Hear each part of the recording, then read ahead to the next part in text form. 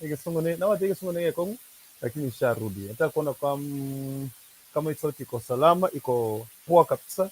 Sijui nani nifanyia na sound check kidogo, nione kama itaweza kuwa. So tafadhali, kama it is your first time kuingia ndani ya Kisi Hot TV, karibu sana. Itakuwa noma tena zaidi vile ambavyo nawaambia kila siku. Nataka kufanya sound check hapa kidogo, nione kama ipo ama haipo. So tafadhali usiweze kutembea mbali. Nataka tu kupiga nione kama sauti iko. Si unajua tu lazima niweze kufanya testing kiasi, and then tuweze kuanza show yetu siku ya leo. Kama unanitazama, niambie kama sound check iko salama, unanipata vizuri sana na ama iko poa. So mimi nitakuwa tu nashukuru sana. Tunapoenda kuanza show yetu ya siku hii ya leo. So nifanyie sound check kidogo pale. Unaona leo nimesimama. Kwa hiyo utakuwa unaniambia kama Kuntu siku hujasimama, sijui unakuanga nyundo. Mimi mrefu, sikangi nyundo.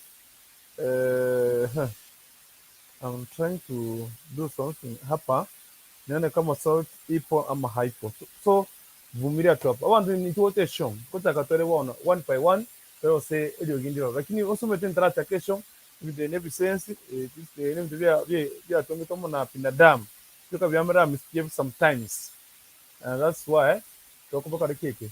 We want to work on it first before we start our show. And today I promise you naona maneno ki nilijua tu lazima sauti itaanza kuleta kinukusi, kuna kikelele kule nyuma. Sasa lazima nitaleta maki ya pasta. Pasta amekuwa hapa na maki yake. Nachukua hiyo maki yake ya pasta, iko na anointing, jini anointing, alafu kisha baadaye like, subscribe and share. Sinyo? So kama kawaida naona watu washaanza kutuma comment pale. Naitwa nani? Naona pale nakuona pale Wycliffe, I see you. So make sure kwamba unafanya vile tunafanya kama kawaida. So before tufanye kitu chochote kile, lazima tuanze kushare. Tuma link ifike kwa watu wengine kule. Link ifike kila mmoja, ambia watu waanze kufika kwenye show. Tushafika, Kukukuntu amefika, amewaziri, mimi niko mzima kama kawaida. Leo simnaona nimekuwa brownie, nilipakwa rangi na dada mrembo kule. Sasa mimi niko tu mweupe pepe. Sasa sijakuwa kama mweuzi kama giza ya siku 3. So karibu sana kwenye show. Najua kwamba before nianze show tunaanza na wewe. Kama kawaida tu, nishachukua simu yangu hapa. Ukichukua simu yako, tuende pale katika share. Kina pale share. Nataka tu kitu cha kwanza. Copy link. Ukicopy hiyo link and then turudi mara ya pili. Let's go to share, okay? Umeingia kwenye share. Tuende pale WhatsApp. Tuanzia pale ndio tukuna grupu mingi, grupu za mchango ya harusi, mchango ya matanga, mchango ya kukula. So tuanzie pale. Sawa sawa. So kimbia pale, chukua hiyo link, tumia marafiki zako pale. Nishaanza kutuma pia mimi. Nimeanza kuchagua mali na rusha hizo ringe pale ziweze kuanguka kama kwa mpigo. Ninarusha pale na nitumie nani tena? Nisisahau mtu yeyote kule. Okay. Tuende tu hivyo, tuende 5 people ama 5 groups ama character 5 pekee yake ndio unachagua.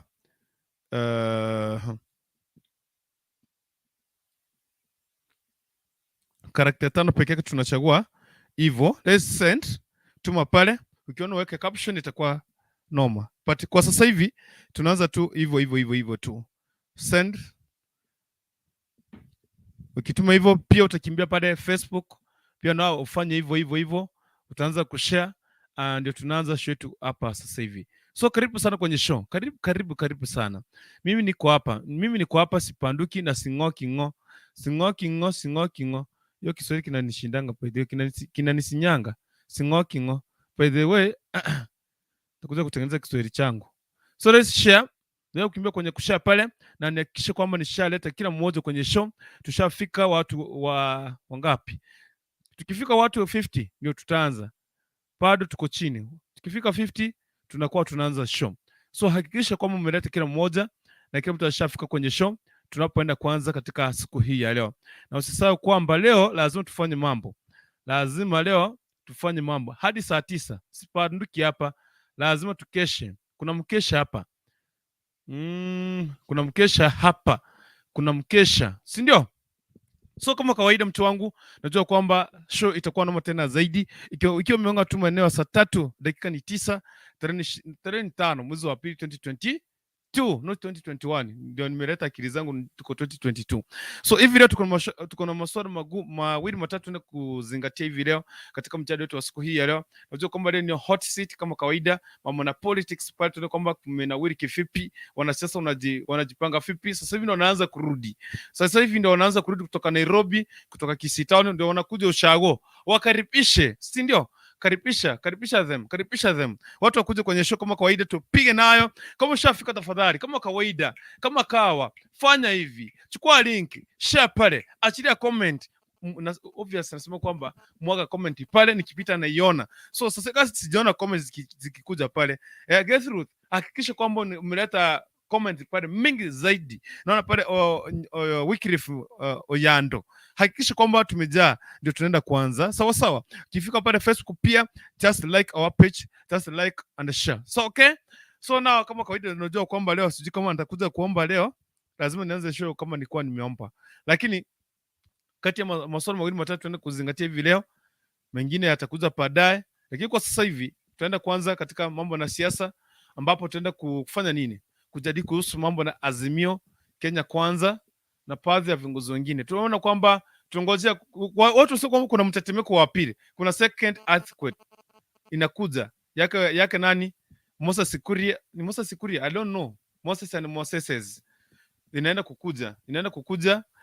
Tutafanya nini? Tutazingatia hayo mawili matatu. So karibu sana kwenye show, tuone vile ina.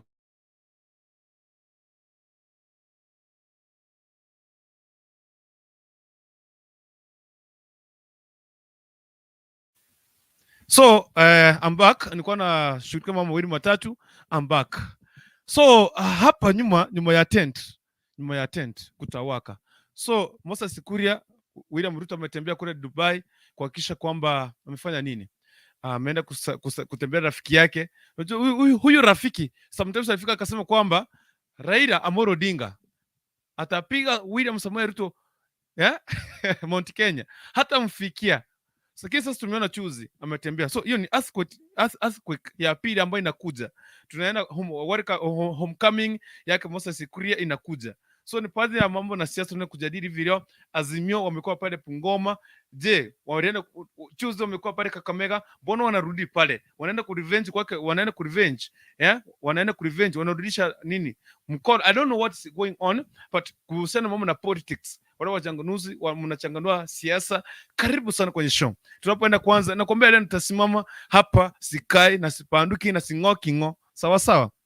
Let me pray. Naona watu washafika, naenda kuomba sasa tuanze. Sina natoa kofia na tunapoenda kuanza show yetu ya siku hii ya leo, and we must do it equally lit kama kawaida. I promise you, lazima uweze kuenjoy show yetu ya siku hii ya leo, na nikiweka link pale, hakikisha kwamba ushafika hivi ndani kwenye show. Sawa sawa. Kama kawaida, kama kawa, acha tu niombe tuanze show yetu ya siku hii ya leo. Mwenyezi, tunatukuza jina lako, wewe ni Mungu mkuu milele. Asante kwa wakati huu, nafasi hii. Asante kwa maana umetuwezesha kwa kila jambo. Sasa tunapoenda kwanza, anza pamoja na sisi hadi mwisho. Tunaomba watazamaji wote wa Kisi Hot TV kwanza kuongoza katika mjadala wetu wa siku hii ya leo, na waanze pamoja na sisi. Na ni katika jina la Yesu tunaomba na kuamini. Amen and amen. Amen, amen. I see people coming. People just now come. I see people pale kwa comment. Na sana nafurahia sana. Unaona watu washaanguka pale. It is now. Na iko sawa. Si ndio mtu wangu? So we must start our show. Karibu sana kila mmoja. Na hapa mtu anaitwa Oyando Wycliffe. Oyando Wycliffe anasema kwamba watching live from 045 Kisi branch. Hashtag 045 hiyo ni gani? Unajua hizi vitu mnaita hashtag, mimi si okay. Thank you very much. Anasema kwamba anawakilisha Kisii County kama kawaida. Karibu sana. Anaitwa ni nani? Anaitwa Gertrude. Anasema kwamba hello, wewe uko na faini wangu. Ukuja hapa ama nikumwagie mafuta ya taa? Cheza na mimi. Karibu sana Geti. Anasema kwamba wapi keki Kukukuntu? Sasa wewe unaona keki unioni? Bana unioni unaona keki bana Geti. Wacha mchezo. Karibu sana kwenye show. Naona hapa anaitwa nani? Anaitwa happy birthday to you. Gertrude Nyambura, asante sana. Gideon Ombogo Korwa Obwari, niko tuned. By the way, abantu Obwari nawapenda sana. Hata kama sijui inapatikana wapi. Ukisikia jina Obwari, wajua kwamba hapo ni raha tu. Ni raha. Ni Mombasa raha. Irene Kerubo Lazima utajua leo utakuwa Kenya, utakuwa Uganda, utakuwa USA, leo utakuwa sijui ni Dubai. Utakuwa Mosocho. Thank you very much guys. Now it's ready to start our show. Kama kawaida naona hapa mtu anaitwa Irene. So oh yes, karibu sana. Anakuwa na para Irene, so kwamba amen sana. Karibu sana Irene. Wewe ni mtu mgwana sana. Karibu sana, tuone vile show inaenda pale. Anasema kwamba amen, get through. Asante sana. Anaitwa happy birthday. Asante sana Irene Kerubo. Geti. Hi Irene. Hi Irene. Watu wakuje kwenye show tuweze kupiga. Watu wenyewe kwenye show kama kawaida. Watu waitana hapa, tukuna show kubwa hivi leo. Watu wenyewe kwenye show hapa. Watching live from Socho Saito. Asante sana. Pale Facebook unaona pale mtu Gideon Ombogo. Denox Nyabicho. Kevin Walbuka and Oyando Wycliffe. Kama kawaida mtu wangu nakwambia, kama kawa inakuwa kama kawa. Wewe mneno wapi? Sasa wanena wapi? Bwana nasoma comment, bwana mneno wapi? Sasa nasoma comment my friend. My friend nasoma comment hapa. Baba. Bwana. Okay. Baba. You guys bwana. You are suppressing me bwana. Sasa toa kofia kwanza. Sasa huyu mtu wetu hapa unajua unaleta ngangoli sana. Sasa habari zako. Habari yako. Sasa niko shock bwana, sinani ataona hivi ni surprise. Vitu bwana. Oh yes. How are you? Hapa ni gangster. Happy birthday Kuntu. Happy birthday. Thank you. Karibu nisema happy birthday to you. Happy birthday to you. Happy birthday to you. Acha nitengeneze sauti kwanza. Happy birthday dear Kuntu. Happy hiyo kurukurukuntu haitaingiana. Happy birthday dear kurukurukuntu. Anyway, ujambo kaka. Bwana sijambo. Tumekuwa hijack lakini bila shaka tunashukuru Mungu. Leo tumfanyie interview. Hebu ambia watazama. Unasikiaje leo? Unasikiaje? Bwana sinasikia kama niko show, tunasikia kama niko show. Nisikia hapa ya kwanza kupewa hapa hiyo tunaweza peleka hapa. Na ulisikia leo ako mu right skin, Bwana. Is very right. Yes, bila shaka fani igege katu na kisu bwana. Akigangster. Bwana mna surprise bwana, niko kwa show bwana. Wewe mtafanya kuna kitu nimesahau. Kimbilia leo. Huyo anaenda. Kai. Bepe. Niko kwa kama kawaida. Sasa sisi ndio tuko hapa, sisi ndio tunamoji leo. Mtazamaji, sisi leo tunamoji. Nilikuwa nimekuja show lakini sasa inabidi. Kwa sababu sijui kama umeweka maji hapa. Hii ni mzinga. Maji ni ya nini? Ngoja. Unajua acha nikwambie hii show leo ni ile siku ya Wasabato. Sasa tukaamua tunaleta mizinga ile ya Wasabato. Tembea pole tu. Tuna believe Kukukuntu sasa amesema leo tuheshimu siku Sabato. Bwana mimi ni Mkristo bwana. Akasema ni tambla. Na mizinga ndio hii Pole. Karibuni, barabara zote zinaelekea kuja. Okay, sasa kuna kitu tulikuwa tumesahau. Akae karibu na kamera. Na hii kitu tulikuwa tumesahau. Hii ndio inaongea wewe mshamba. Hii ndio inaongea. Sasa unajua hatutawahi ongea kwa TV kama birthday. Sasa leo tumekuja. Si ndio? Anyway, happy birthday bwana. Thank you. Ulizaliwa usiku ama alfajiri ama ulizaliwa katikati ya manane? Hii sura yangu inaonyesha mtu anazaliwa saa ngapi? Wewe ulizaliwa usiku. Mnaongea mingi, keki na meri. Hebu sasa wacha nipepe keki. Ni sansura. Haya, tunataka kuona keki vile inakaa. Want to see that cake? Hiyo ndio nini? Hii keki isikuwa imekuwa tobom. Want to see that cake? Imekuwa Tobom. Hiyo ni nini? tobom. Ndio sasa.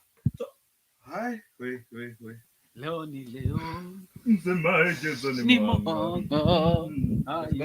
Hii ni keki sio ugali. Hii ni keki sio ugali. Hii ni keki. Sawa sawa. Sasa kabla hatujaimba, fungua tu, fungua kabisa, lakini mpishi anione. Mpishi wa hii keki anione. Hii ni keki sio ugali. Hii ni keki sio ugali. Wewe ni keki. Hii unafanya hadi saa 9. Ikiwa hapa. We are just decorating you. Utakuwa kama kianga makeup, sio tumekaa makeup. We are decorating you. Kwanza hizi mandevu vile smart. So that's talala. Mnafanya makeup kwa kwanza. Okay, sasa kabla tujaenda mbali. Wapi first lady? Baby yako wapi? Unajua kwamba Wapi first lady? First lady, where are you? Kama umesikia chaongelea first lady. Mnamwaga unga sahi. Atume application kama hataki kutuambia. Okay. Sasa sijui kitu ni yake. Anyway. Ndapaki hivi nikani hii kara. Na bado mbele simiki bado.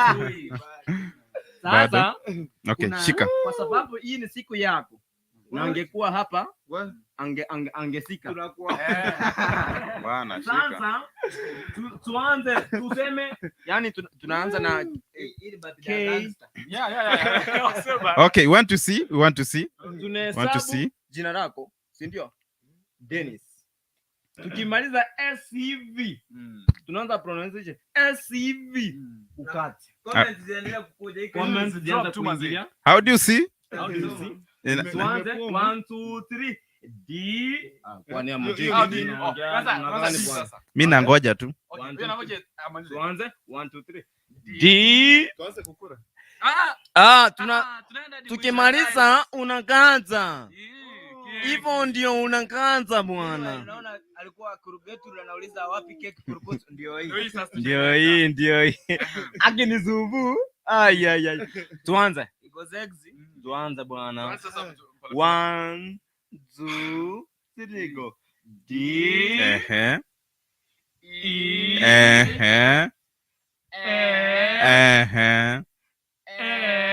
Double N. Ini kata keki sio ugali.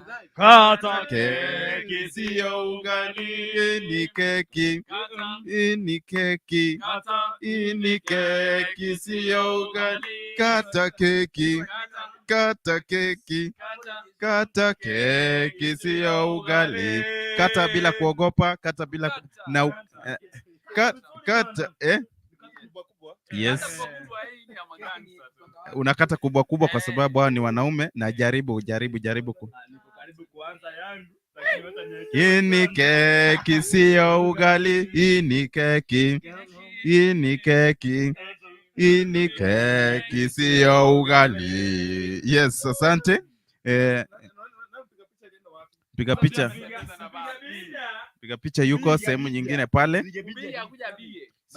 Kukukuntu. Alafu nianze kukula nikule peke yangu. Wewe. Kweli? Who said you are eating? Kama ungekuwa na basket. Sidhani kama atakula huyu. Tupe. First lady, will I you? First lady, I'm taking this on your behalf. Sasa wewe angalia udogo nje. Let. Application ingie. Usinidunge kisu. Sikudunga kisu. Tumia the Xbox. Haya makofi.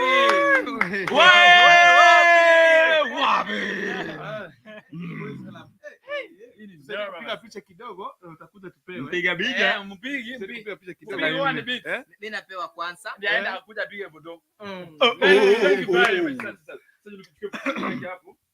Ndio amefanya hata mimi nimehisi utamu. Hiyo watu utamaliza. Amemeza yote mazi. Kijana mdogo lakini mdomo uko sawa. Bana. Piga picha nikopete keki tafadhali basi. Piga picha mazi. Waswahili wanasema mdomo mdogo lakini unakula sana. Yangu ni kama utarudia kwa sababu sikupiga picha. Lakini maliza kwanza. Nirudie. Wewe umekula mara mbili. Sitakupea. Yangu sijapota. Tafadhali warembo mnaona wale ambao wanakula sana. Warembo huko nje hai. Wapi. Muangalie kiapo. Kali tena sana. Ndio sasa semi kaka. Wewe. Thank you. Isa kwa wapi? Wewe kinyo Isa black. bwana lazima apewe kitu. Isa ametoroka. Isa amekwenda wapi? Yo kuna Piga. This is the top ranking MCs Usiende na kisu bana. Anataka kuopa nayo. Ndio kisu ndamu. Sawa. Wa. Chukua picha. Mimi nakuranga ndogo. Mimi nakuranga ndogo. Kabla mwenyewe apewe. Sasa picha pigwe. Haya makofi. Apewe kitu. Sawa. Hatuko harusi. Sawa, tuende. Fungua mdomo bwana. Haya, tuende kazi. Sawa, sasa. Ndio hiyo nakupa. It's your day.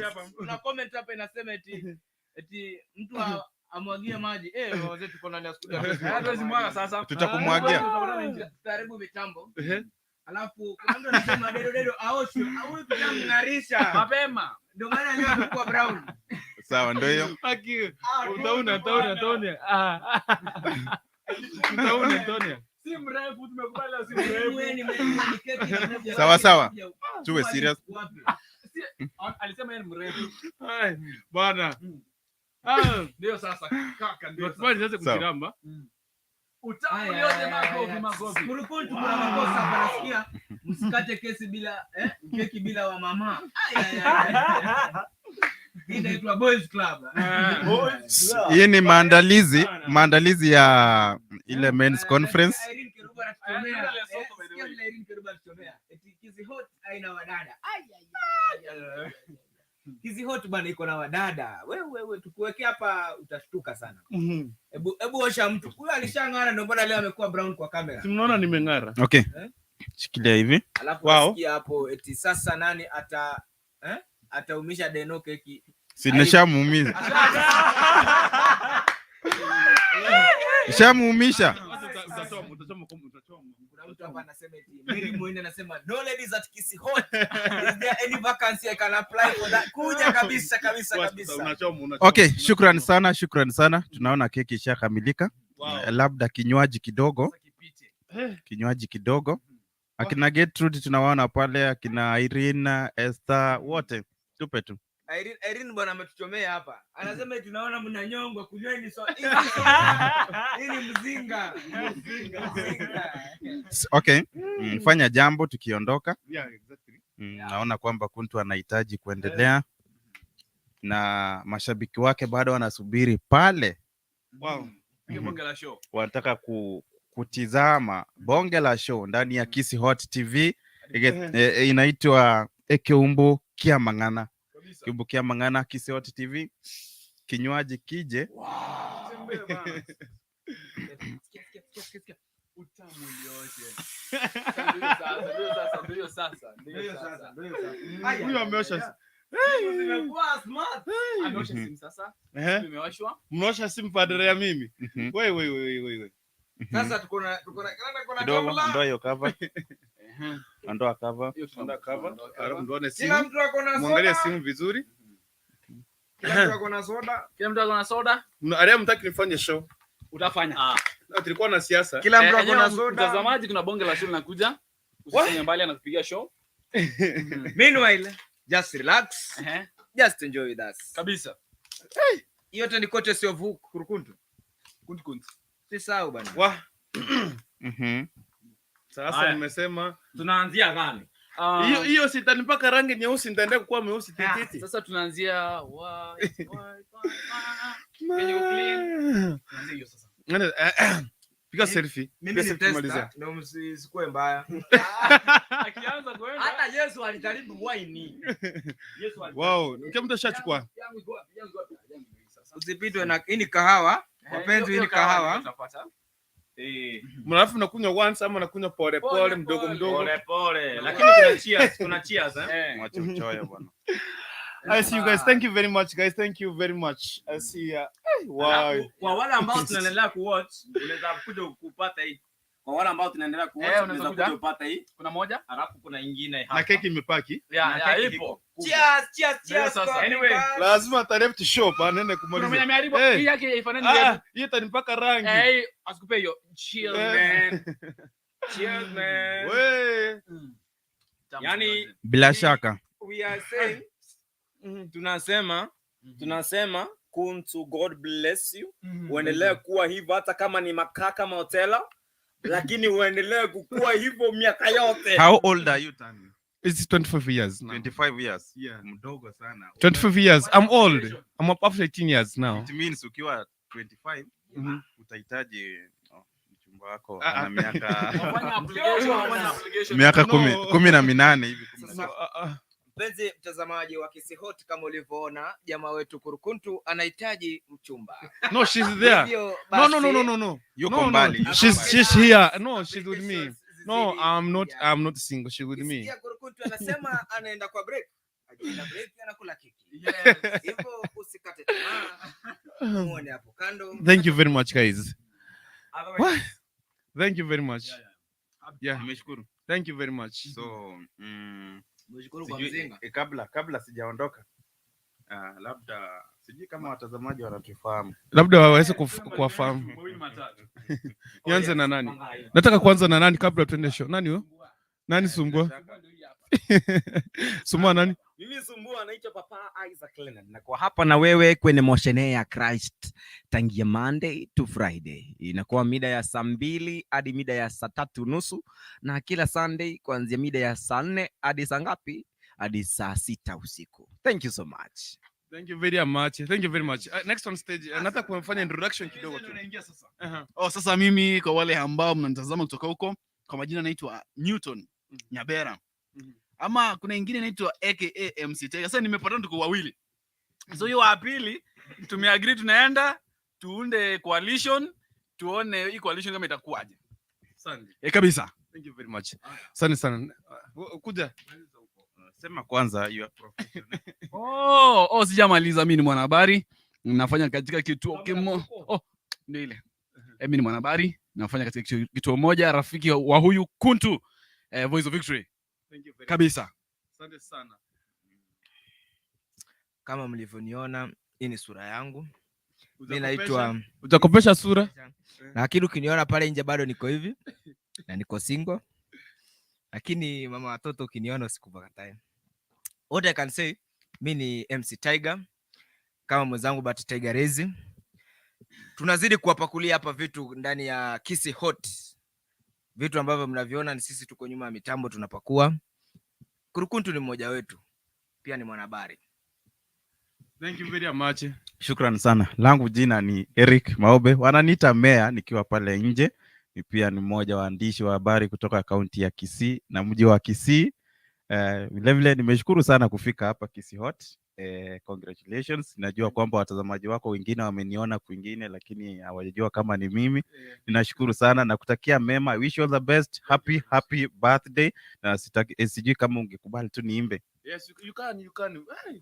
Somebody take me a photo, please. Somebody take me yes, a photo. you can even take a video. somebody can take that one. Somebody please take.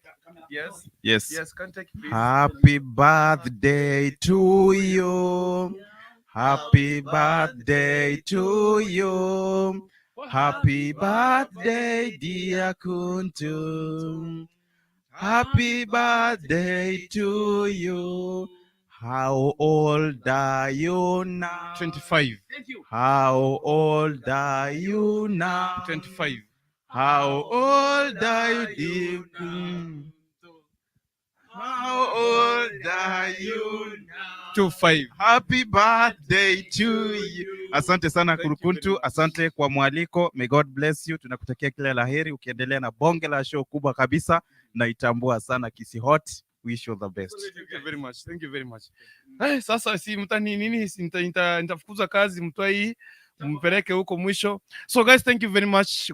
Guys, sinika I see do I look by the way?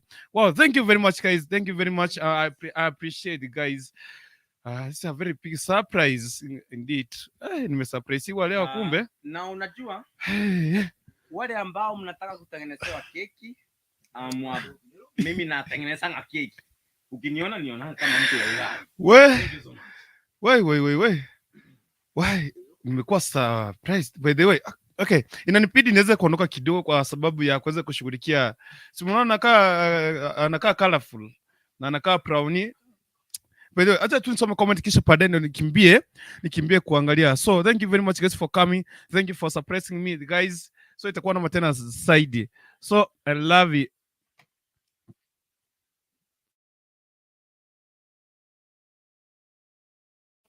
Thank you very much guys. Nashukuru sana. Thank you very much guys. Thank you for coming. I have enjoyed this day. Nafurahia sana. By the way, nimefurahi sana. Thank you guys. Hata nyinyi mwenye mniwisha birthday pale kwa wali yangu, pale kwa Facebook account yangu, WhatsApp, Messenger, Imo. I appreciate you guys for just wishing me and remembering my day today. So, na appreciate sana. Na hivi leo manze, kafuraha kamepanda juu kidogo, ka stress kamesha. Najua kwamba somebody anani tena kuweka link pale, tutazungumza mawili matatu katika siasa, but for now you allow me please guys nikimbie pale nje kidogo. Nasikia kwamba na met kidogo, nijipange kiasi nirudi kwa show, but for today I appreciate. Thank you for coming. Stay there, stay tuned in. Nakuja narejea in the next 5 minutes. I'm coming back. Lazima ikuwe lit, lazima ikuwe moto, lazima ichome. Sawa sawa. So usende mbali. Wacha tutufanye hivi. Naona hapa comment ziko hapa mingi. I see comments hapa Herini, naona pale hata kama unahitaji keki nitakutumia. Pale comments endelea kutiririka pale tafadhali. I'm coming back. So nakuja kwa dakika zile kwa mrefu, ninarejea tuone kama tunafika katika maeneo yapi. Lakini kwa sasa hii ni Kiss Hot TV. Na kama ndio unaingia mara ya kwanza, tafadhali usijari. Surprise nimepakwa rangi, so imepidi nikwe na hii sura ambayo si ya kwangu, sura ambayo inafanya mimi nisikuwe mweusi tititi, sura ambayo imebadilisha uso wangu.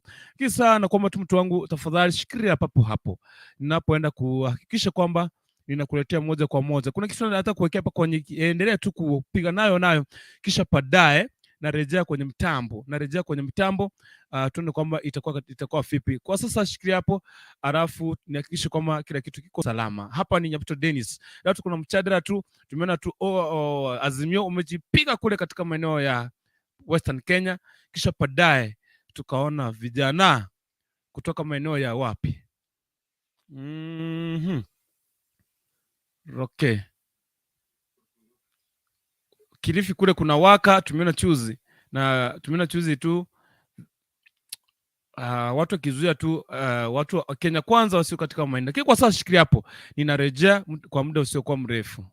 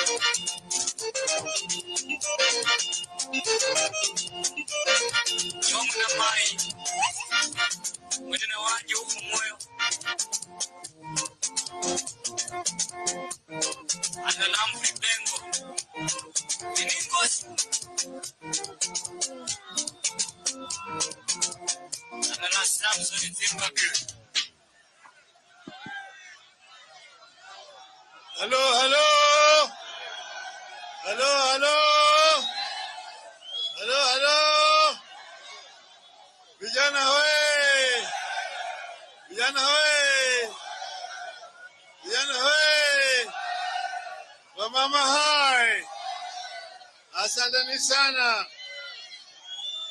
vijana na kina mama, tumekuja. Baba amekuja. Baba amekuja kupiga mbio na mgambo. Viona mgambo ikilia kuna jambo. Nataka mkae kimya. Kimya kidogo.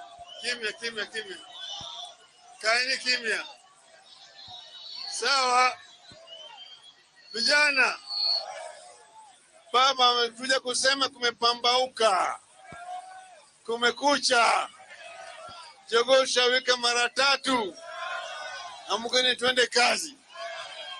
Harakati ya ukombozi wa 3 wa Kenya imeanza. Ukombozi ya kwanza ilileta uhuru. Ya pili ilileta katiba mpya. Ya 3 ni ya mwisho, ni ya uchumi na ni ya vijana. Vijana mko tayari? Mko tayari? Baba nataka kushauriana na nyinyi tutembee pamoja. Baba endelee siendelee? Endelee siendelee? Ngapi nasema baba endelee, nione kwa mkono. Tunapigana.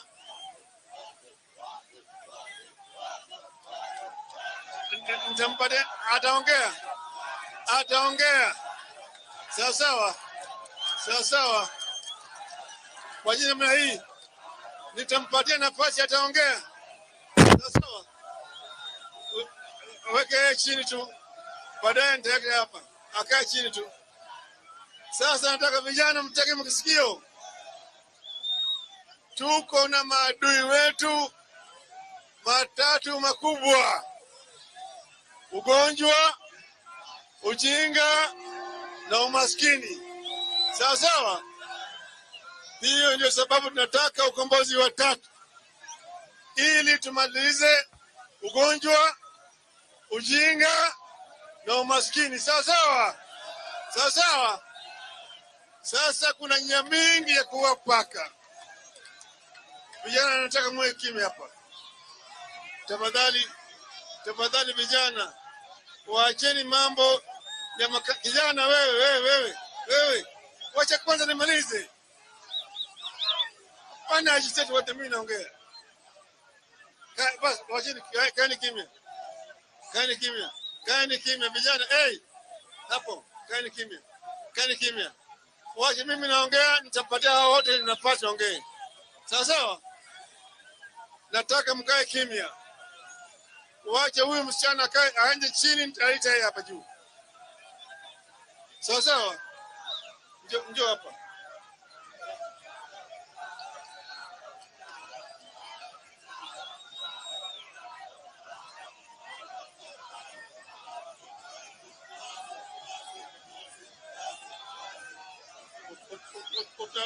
Utapanda pale juu. Unaendelea hapo juu.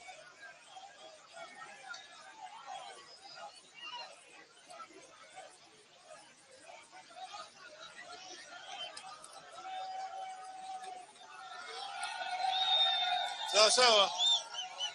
Pana. Vijana. Kaa chini. Nitaita nyinyi. Vijana please.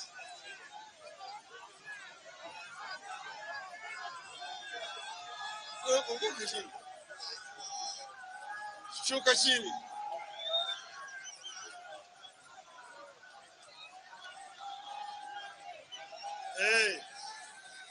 Vijana. Wacha huyo kijana aweke chini. Ngojeni kwanza. Nyinyi vijana musalie watulivu tusikie baba.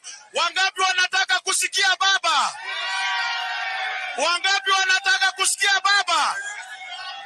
Tupatie baba nafasi ya kuongea. Karibu your excellency. Sasa vijana, nataka mnisikie vizuri. Tuko hapa na mambo 3 muhimu. Kitu ya kwanza zaidi hapa ni mambo ya ufukara. Sawa? Kazi kwa vijana. Nataka vijana wapate kazi, pesa mfukoni. Wawe na pesa, ama sivyo? Nataka vijana wetu kama wamaliza masomo, wana ujuzi, wapate kazi wa maana. Hapana kazi ya kusukuma wheelbarrow. Hapana kusukuma wheelbarrow. Unataka wheelbarrow? Mnakataa? Wangapi mmekataa wheelbarrow? Nione kwa mkono. Tumesema wale vijana ambao wanataka kuanzisha biashara yao wenyewe watapata mkopo kutoka kwa serikali na hawalipi mpaka baada ya miaka 7. Sawa sawa? Sawa sawa? Alafu tutajenga masoko mazuri pale ambayo kina mama wanaweza kufanya biashara sawa sawa. Tutajenga manyumba yanaitwa low cost housing. Hapana ya kisasa, lakini ambaye thamani yake si mamilioni, ni maelfu peke yake. Sawa sawa? Ili watu wetu waweze kuwa na manyumba yao wenyewe badala ya kulipa kodi kwa nyumba ya mtu mwingine. Sawa sawa? Unaunga mkono? Alafu tutahakikisha kwamba Wakenya wote kama wako wagonjwa, na watu wengi wanakufa na ugonjwa, tunaleta baba care. Baba care.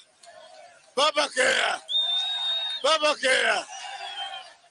Ili Kenya Mkenya kama ni mgonjwa anapata matibabu hata kama hana pesa. Sawa sawa? Unaunga mkono? Kila Mkenya atakuwa ndani ya bima ya matibabu. Tumeelewana vizuri? Alafu mambo ya 4, wale wa mama ambaye hawana mabwana, single mothers, yeye ndio ni baba na yeye ndio mama. Sawa sawa? Yeye ni mjane au alitalikiwa na bwana au alidanganywa na kijana. Hatutaki kama mama hao wahangaike au watoto wao watapata msaada kutoka kwa serikali. Sawa? Sawa sawa? Sasa tumesema vile vile tutaleta social protection program. Wale jamii ambaye hawana mapato yoyote watapata kila mwezi kwa serikali shilingi 6,000. Unaunga mkono? Unaunga mkono? Wakati unaunga mkono, nione kwa mkono. Wanasema ati baba anadanganya watu, hakuna pesa. Baba hadanganyi watu. Raila Amolo Odinga amekuwa waziri mkuu wa Kenya kwa miaka 6. Najua pale pesa iko. Sawa sawa? Najua pale hawa wezi wanapenya naye na kuiba pesa wetu. Sawa sawa? Mtaziba yale mianya zote kwa na pesa ya kutosha. Sawa sawa?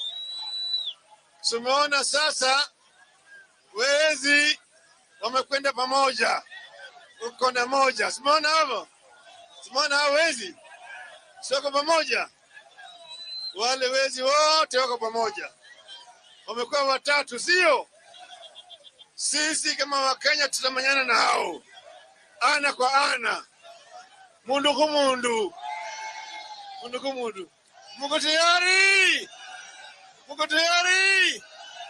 Tutatembea pamoja na nyinyi, sawa? Niko hapa na jeshi kubwa leo hapa. Niko hapa na gavana wa Kakamega, Mbesa Paranya. Niko hapa na mama Beatrice Elachi, katibu mkuu wa chama chetu Edwin Sifuna. Tuko hapa nyuma yangu na Seneta James Orengo. Niko hapo wakili Otiende Amolo. Niko hapa na aliyekuwa mbunge wa Dagoretti South, Mheshimiwa Dennis Waweru. Niko pale nyuma mwenyekiti wa ODM Nairobi, Mheshimiwa Aladwa. Niko pale na Mheshimiwa Babu Owino. tukiongea pale vile vile na mheshimiwa Anthony Oluoch uko pale. Sawa sawa, unataka kusikia? Kwanza wacha huyo kijana asalimu nyinyi.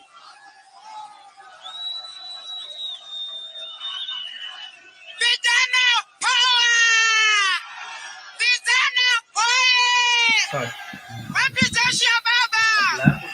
Wacha baba une jeshi yake. Kopi. Sisi tuko tayari kufanyia baba kazi, si ndio? Wale watu wengine wako room 350, si ndio? Sisi tufanye kazi. Baba atupatie kazi kama vijana. Mimi ni Nora Bosibori, boss wa Dago, bunge mtarajiwa Dagoretti North. Hapa vipi? Ndio paranya.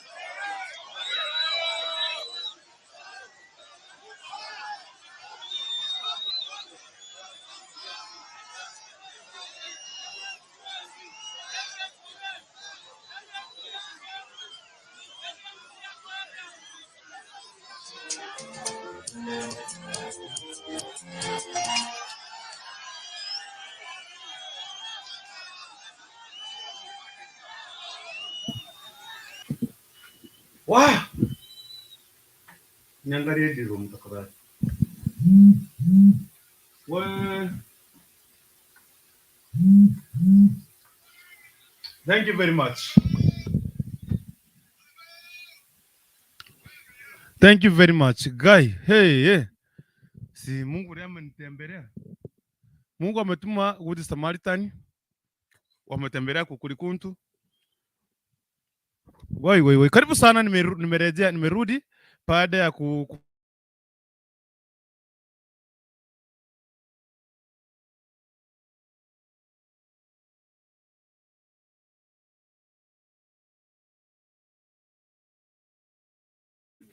yani, hey. Thank you very much, guys. I appreciate. Now I'm back. Nimerudi. Nisaidie kupunguza rate kidogo. Yes. Itakuwa noma tena zaidi. So karibu sana kwenye show. Sijui kama sauti pad iko noma, iko sawa, but I hope kwamba imekuwa sawa. Thank you very much. Nashukuru sana Mwenyezi Mungu. Unajua leo kama nimezaliwa leo hapana, leo usiku. Na maana yake niko mweusi. Ukiona hao watu tuko mweusi tu hivi. Tulizaliwa usiku katikati ya usiku ndio tulizaliwa. So and I hope kwamba umeenjoy show, hata kama imekuwa surprisingly. Watu wanataka kuniosha nikatoroka, na mimi naogopa maji ya kuosha sitaki. Nataka maji iko na supu, maji ya sukuma, maji iko kama soda, kitu iko tamu. Sasa nimwagie sasa mnipe maji tamu. By the way, let me appreciate you guys. Kuna wase ambao wamenigushia birthday in box. Kuna wase wamenigushia birthday pale kwa saidi ya kila every platform wenye ananifollow. Nashukuru sana. Furthermore, kuna mtu anaitwa Wilfred Mogendi. I don't know where you are. Wilfred, where are you, by the way? Wilfred, are you present? This guy who's called Wilfred, I think this is Freddy. Ashanitumia hapa gift. Thank you very much, bro. Asante sana kwa kunitumia pesa hapa, pesa kubwa zaidi. Mmefanya sasa M-Pesa yangu ilikuwa inapiga kimdomo, imekuja normal. Asante sana bro. Thank you very much bro kwa kunikumbuka. Naona hapa umenifanyia jambo. Acha nione kama kuna mtu mwingine tena ameshafanya jambo kwa M-Pesa yangu. Kuna watu amesema amenunua gift. Asante sana Wilfred Mogendi, na nadhani this is Freddy. Huyu ni Freddy, huyu jamaa Freddy huyu mmoja mwenye najua. Na I hope so. Thank you very much bro, nishapata gift yako. Asante sana. So nataka tuingie kwenye show kama kawaida. Alafu tuone vile itakuwa. Wacha nipitie comment kidogo. Nisiposoma zote narudi kwenye mchadara. Lakini wasichana mmenichomea peti leo. Irene karibu hapa Easter. Mary Mweni. Wacha nirudi design hapa juu nikipitia kwenye comment kidogo. Akisha padae nakuwa narejea kwenye mchadara wetu wa siku hii ya leo. So I hope kwamba you have joined in for the first time. Wewe ni mnoma tena sana. Asante sana. Wacha nikunywe kopo la maji. Sasa mpaka nimepewa sasa leo nakunywa bana.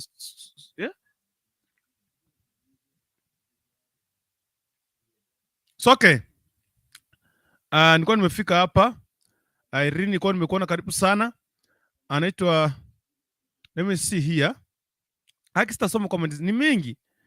Irene anasema nikawe karibu sana, nitakuwawe sikuoni maji, sikuona maji. Hapana. Mimi nimesema maji ni ya supu, maji ni ya kuoga. Maji si ya kuoga, ya kupika ugali, ya kutengeneza chai. Lakini mambo na Irene karibu, sauti iko sawa hapa Ungwaro Riruta, asante sana. Always welcome, asante sana. Faith Makworo, naomba namba ya mwenye kutengeneza keki. Faith Makworo, uliendanga wapi by the way? Imagine this year this is the first time nimekuona tizia. Where have you been? But welcome back, Faith Makworo. Bwana nimekumiss, karibu kwenye show. Charles Atandi Kerubo, siwezi kula keki aina wa mama. Mama wangu alikuwa anatizama kutoka hapo. Mama wangu atakuja. Leo mnataka kuona mama wangu? Mnataka kuona mama wangu? Mtamuona. Atujafurahi mbona Faith through happy birthday Esbon Kaunda Manze tuned in from Kanairo. Asante sana mtu wangu. Wewe ni mnoma Faith, ambia huyo kijana wasiwe single, tuko hapa wengi. I don't know nani alikuwa single but mimi au wengine. Una wale wageni walikuja. Tawaletea patanisho Alhamisi next week. Happy birthday brother, once repeat kiss kindly confirm your location. My birthday present iko hapo kwa put na sijaona birthday card. No. Ayuko birthday card anashughulikia watoto pale, unajua kesho ni Sunday. Yeah, it's okay. So, daktari, anytime kikuwa kisi confirm with me here, tutaifanya itakuwa vizuri sana. Anaitwa Irene, asema kwamba tena kunywa soda zote itanichafua sura. Kukukuntu, hata umenishinda na miaka 2. Esa Nyanduko, nimekushinda na miaka 2. Anasema kwamba Kukukuntu utaona laptop kweli, nishaiona. Sana sana nikimia kuna chini tu niweze kupatia na link. Anasema kwamba nawakilisha timu Shagala, asante sana. Timu ko single nyote. Wale wengine mimi sijafahamu kama niko single. Mjadala ni ipi, ni gani, nitawapatia. Fred Chitokeze, asante sana Fred Chitokeze. Irene Kerubo, wote mko single, mmechagua huyo amevaa chezi. Which chezi? By the way, amevaa nini? Nitawaletea. Nani kwa amevaa chezi? Sasa washaenda. By the way, nitawaletea mwenye amevaa chezi. Nani anamtaka? Maana huyo jamaa bidhaa hata anaonekana ako single. Yes, Ruth asema kwamba Irene mwambie halete watu. Mwalete watu. Okay, acha niwapatie link. Msinichape. Let me give you the link here. Mkuje kwenye show. Okay. So, wacha niwapatie link hapo. Link ndio inakuja. Nishawapatia link. Link nishawapatia. Itakuwa noma tena zaidi.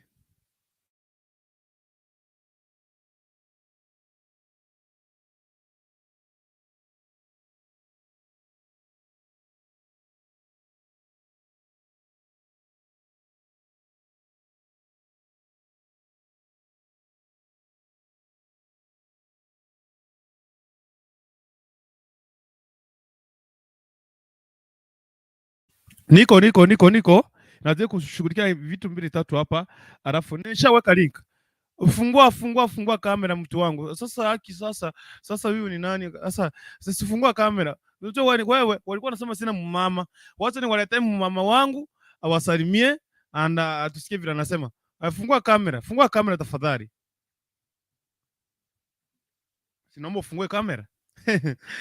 Na iteni watu nisaidie kupatisha Petri hapo, imekuwa technician Leonard, tafadhali nisaidie kupadirisha Petri ya nini. Leonard anisaidie kupadirisha tafadhali technician, na nisaidie kupatisha Petri mezima, itakuwa noma tena zaidi. Yes, wacha na mimi nifungue yangu, usitoke. Hata na mimi nifungue yangu. Sasa Kurutu, mbona uniambie nifungue kamera na wakati tulikuwa tunakuitisha link ndio tupe tukuimbie ukakataa, yani wakachanganya akili yangu. Au kama mwanaume mwenzako anakulisha keki? Wapi aki si kwa nini? Wapi homo sweetheart? Sasa si nimesema msweetheart wangu anakuja, atakuwa wa kwanza kutusalimia. Lazima kwa tukukuitisha nini link, utaki. Sasa hao wanaume wameenda waambie wakuje, nataka kuchagua mmoja. Wale wanaume niliona watu wako single, waite kutoka huko penye wako na waona walete. Nawapigia simu. Acha tukunye. Asante sana. Karibu sana tafadhali. Wale ambao mtaka kuona mama wangu tuko na yeye. Sasa kujeni kwa wingi. Mmeona hapa. Unaendelea aje? Geti? Niko poa, labda wewe? Niko salama. Nashukuru sana Mwenyezi Mungu. Na niko poa by the way, niko na furaha. Sasa umekula hiyo keki, yani leo mmeniaibisha, mmeniletea aibu. Ailini kuja usikie mambo huku, acha niita Ailini. Tumefanya nini? Wamefanya nini hawa? Hatujapendezwa. Kwani tumefanya nini?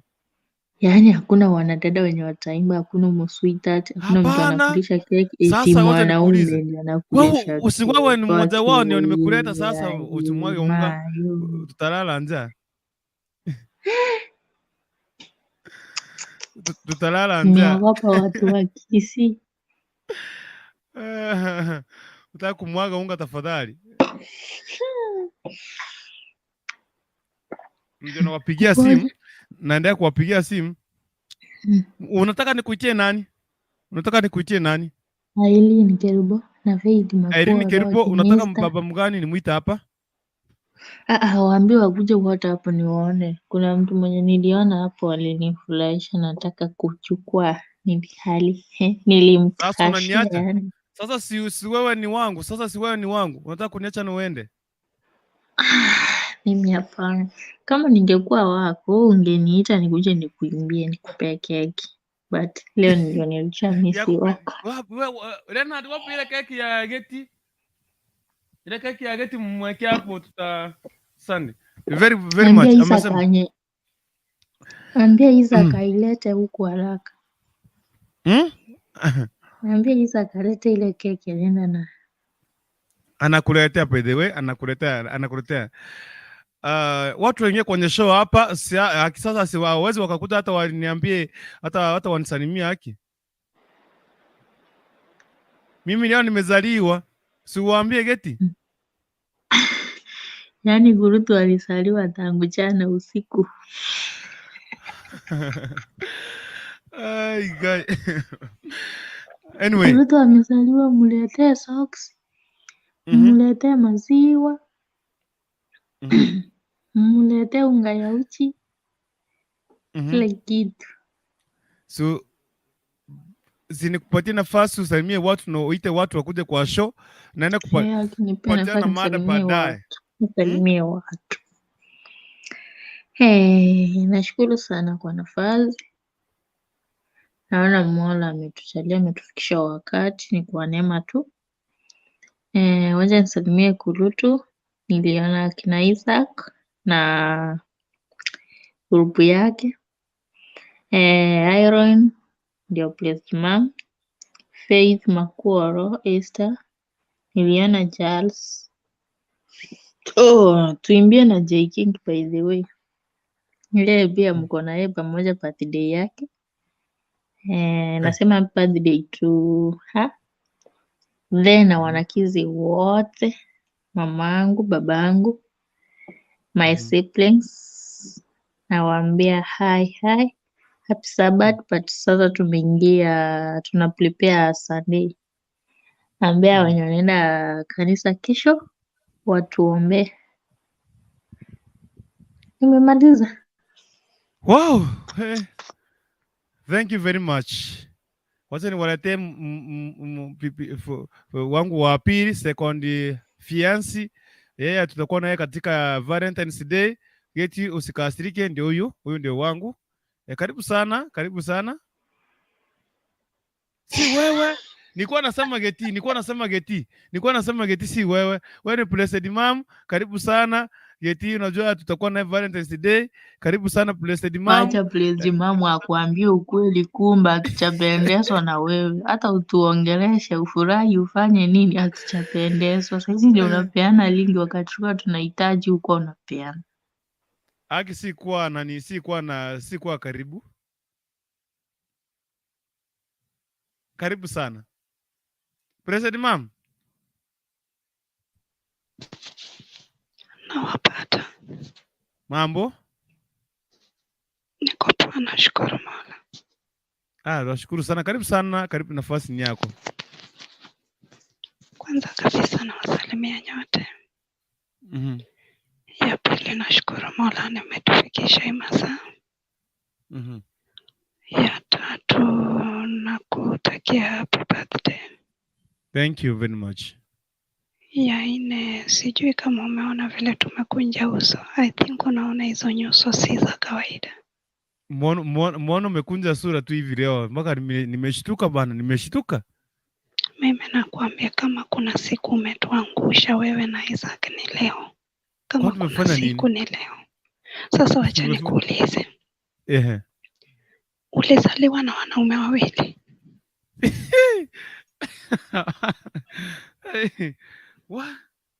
Hapana. Wacha nikwambie. Ungeleta hata dada yako, hata jirani yako, atuwakilishe. So unamaanisha Kisi Hot TV haina wadada? By the way, the mistake it happened, they were to come kukanyesha. Unajua wanawake kukinyesha sasa kutoka inakuwa ngumu. Imekuwa ikinyesha. Mvua imekuwa ikinyesha, so hawakuweza kufika. Hapo umetuangusha na hiyo timu yako, waambie hata hatujawapenda. Nyinyi hamjapendwa. Mbona mkakuja peke yenu mkaacha na nini njiani? Kitu ya mwisho yenye umetuangusha nayo na imetukasirisha sana. Wakati keki inakatwa ishikwe kwa mkono. Je, ikiteleza ianguke? Ikiteleza ianguke. Mimi mami lakini nimeletewa. Mimi hata sijui keki ni nini. Tumekasirika sana na afadhali hivyo soda imeosha hizo simu. Na je soda ingeosha keki? Gai, kwani uliona? Thank you mami, pole sana. So siku moja one day nitakupatia surprise, pati shikilia hapo. Usijari. Mary Mweni. Mary, unmute. Mary, unmute please.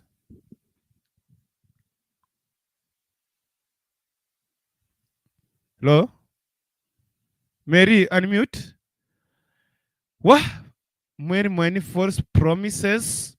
Esther Nyanduko at Blessed Mom. Makofi. Guy.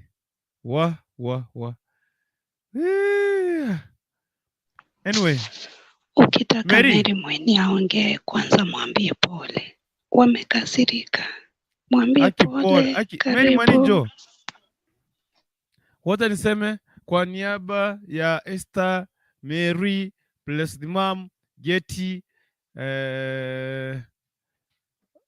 mashabiki wote hapa, mashabiki wote wa Kisi Hot, Faith Makworo, Charles Atandri, Espon Kaunda, akipole, lakini sasa lazima niulize jamaa kama amevaa jezi. Mbona hawakuleta nani? Wakamwacha njiani. Na wanakuja TV. Unajua karibu niwarudishe na keke mkuona. Mimi karibu niwarudishe. Ambie huyo jamaa alikuwa amevaa jezi, mimi nishamchagua, mtu asimchague. Yaani ndampiga simu. Hata inaita Faith Makworo, alafu naenda kupiga simu. Faith. Naam. Mambo Poa. Unaweza fungua kamera dada? Nala mimi.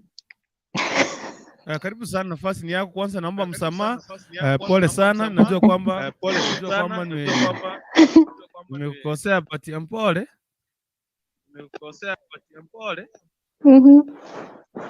Karibu sana, nafasi ni yako.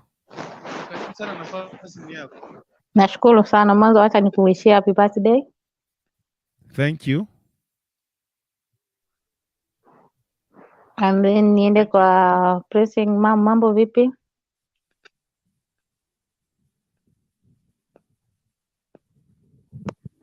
Nimemwona Geti, sijui amekimbilia wapi. Na wote wanaoakisi Hot TV popote walipo, wote nawapatia salamu zangu.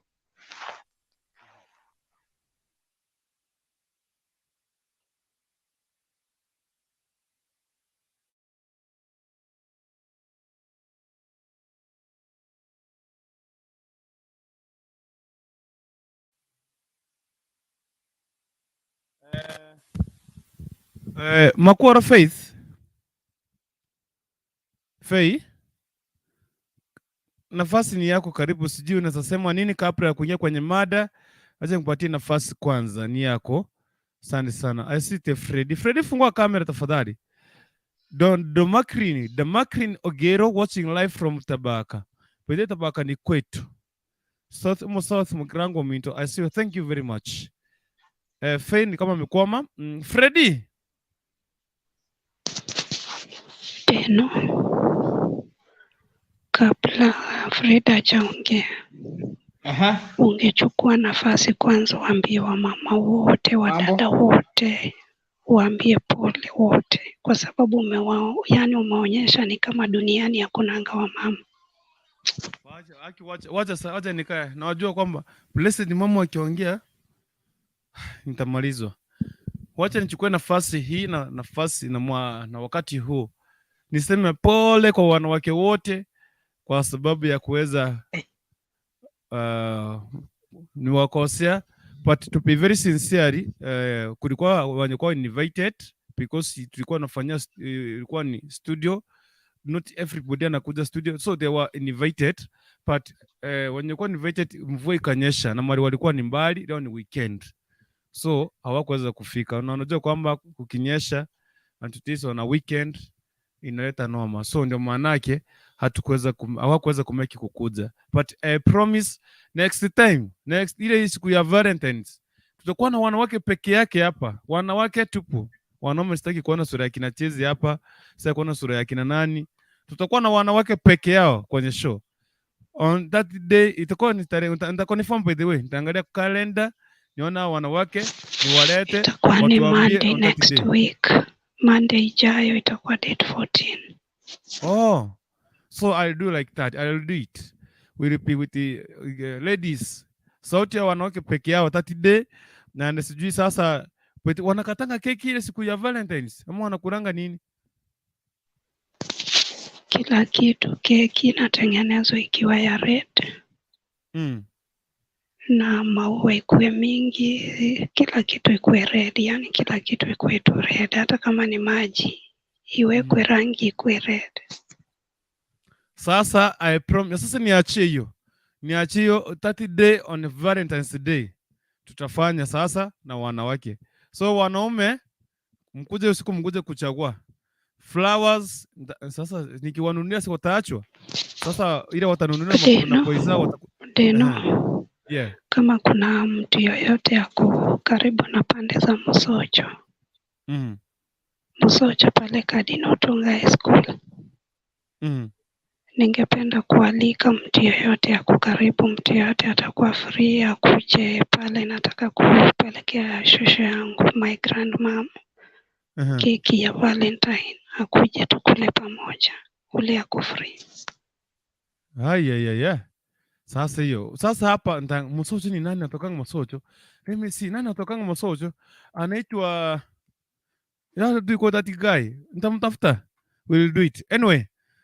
So wanawake si mmenisamea tu leo? Si mmenisamea? Thank you very much. Thank you very much. Now I see we are together. So nikitoka hapa I'll make sure kwamba nimeenda kuangalia na kutafuta wanawake ambao nitakuwa na wao papa hapa 30 day.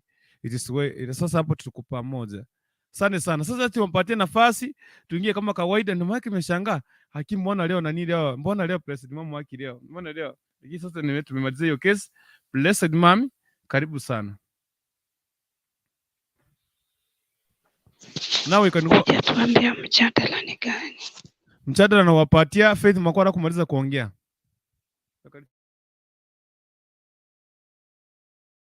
Faith Makwara kumaliza kuzungumza, acha nikupatie nafasi umalize kuzungumza na mimi.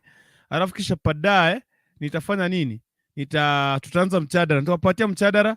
Naona hapa Babanja Bendo anasema kwamba niko Musocho mwa Wanyonka. Kuna mtu anatoka Babanja Benda anatoka Musocho ako hapa. So hiyo keki mwambie Teno hujasoma hiyo nini, hujasoma SMS vizuri. Anasema Musocho Wanyonka. Oh, nimeona Wanyonka. kuna njia inaenda kwa shosho yangu bado na Musocho Kardinal Otunga pale nyuma ya kanisa ya St Barnabas. Kwa hivyo njia ni mbili, unaweza tumia ya Unyonga na unaweza tumia hiyo. Kwa hivyo tumepata mtu mmoja, tutafute wengine. Sawa, I'll do that. Nafanya hivyo. Damakrin Ogero, na keki iko wapi jamani? Keki watu washakula hapa. Damakrin, ulikuwa umechelewa. Ulikuwa umechelewa. Mary Mweni, happy birthday Kukukuntu. Asante sana dia dada Mary Mweni. Nimekuona hapo umenipotera, nashukuru sana Mary. Thank you very much. Hello Kukukuntu, mambo vipi? Poa sana. PJ Media 254. Asante sana PJ Media 254, tuned in from diaspora. Asante sana. Damakrin Ogero, watch wa wanakulanga flowers kaki. Damakrin Ogero, yeah, hapo ni nyumbani kabisa. Oh, amesema hapo ni nyumbani. So baba Nyabendo, do you have my phone number? If you have my phone number, link with me, nitakulink up na Blessed Mommy. PJ Media 254, happy birthday to Mr. H Great Free. Thank you very much, Grace Free. Sana sana dada PJ Media, nashukuru sana. Baba Nyabendo, if you have my phone number, confirm with me there down the comment. And then I tell you, no, sina. Okay. Chukua hiyo linki kuja nikupatie namba ya simu kwenye private chat. Papa Nyabendo, chukua hiyo linki iko hapo juu. Ukuje nikuandikie namba yangu chini ya comment kwa private chat. Utanitafuta baadaye. Alafu ndio tupange hiyo tukule keki hiyo ya shosho. Thank you very much. Anaitwa PJ Media 254, Blessed Mami, mambo sema commute. Sana sana. So now today we have a very special topic and I hope kama utaweza kukuja, but I want to take this opportunity guys, and I appreciate you nyinyi wote mmeniwishia birthday, nimepata surprise hapa, wenye wamekuja hapa ndani mmenipatia surprise, hadi nimekula keki na sijawahi kula keki. Nyinyi watu wangwana sana. Nashukuru sana. Mungu azidi kwa kuwa pamoja na nyinyi.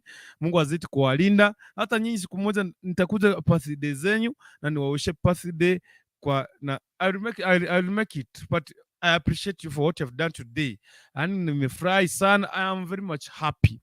Na sijui kama tutaendelea show. Ani naomba tu yani furahi ipungue kidogo tuweze kupiga show. And now baba Nyabendo anasema kwamba hii imemalizia 444. Hapana, namba yangu hiyo hapa, hiyo haifanyi kazi. Hiyo haifanyi kazi Papa Nyabendo. You just join me through that link. I will give it to you. Now let me Faith Makwara say something before niwapeleke kwa mchadara. Leo lazima tupige mchadara. Tumeona pale Kilifi, usituni Kilifi pale chuzi Kenya Kwanza waliweza kufanya nini? Hawakukaribisha vizuri kule. Tuliona ile tent yao ilipomolewa. So siasa zimeendelea kunoga kule. Ushaona chief campaigner wake wa UDA katika maeneo ya Western Kenya, tumeona ameweza kurejea pale Azimio. Unaona? So ni kipi kinaendelea? Tumeona pale William Samoei Ruto amekimbia kuona pale Moses Kuria pale katika Dubai. Yeah? So there are so many lines that we want to discuss about today, but welcome to our night show. Faith Makwara.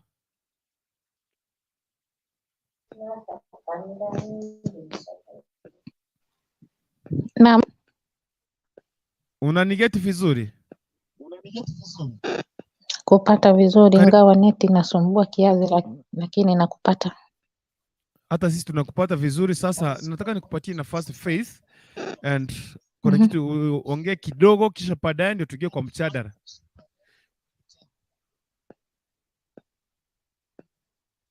Mimi leo sina cha kuzungumza, ni ile tu na wakaribisha wote wakuje tuweze kujadiliana. Lakini keki ndio umeninyima. Aki. Lazima wewe, naweza kuwa nitakusambazia. Nashukuru, nakusambazia cake.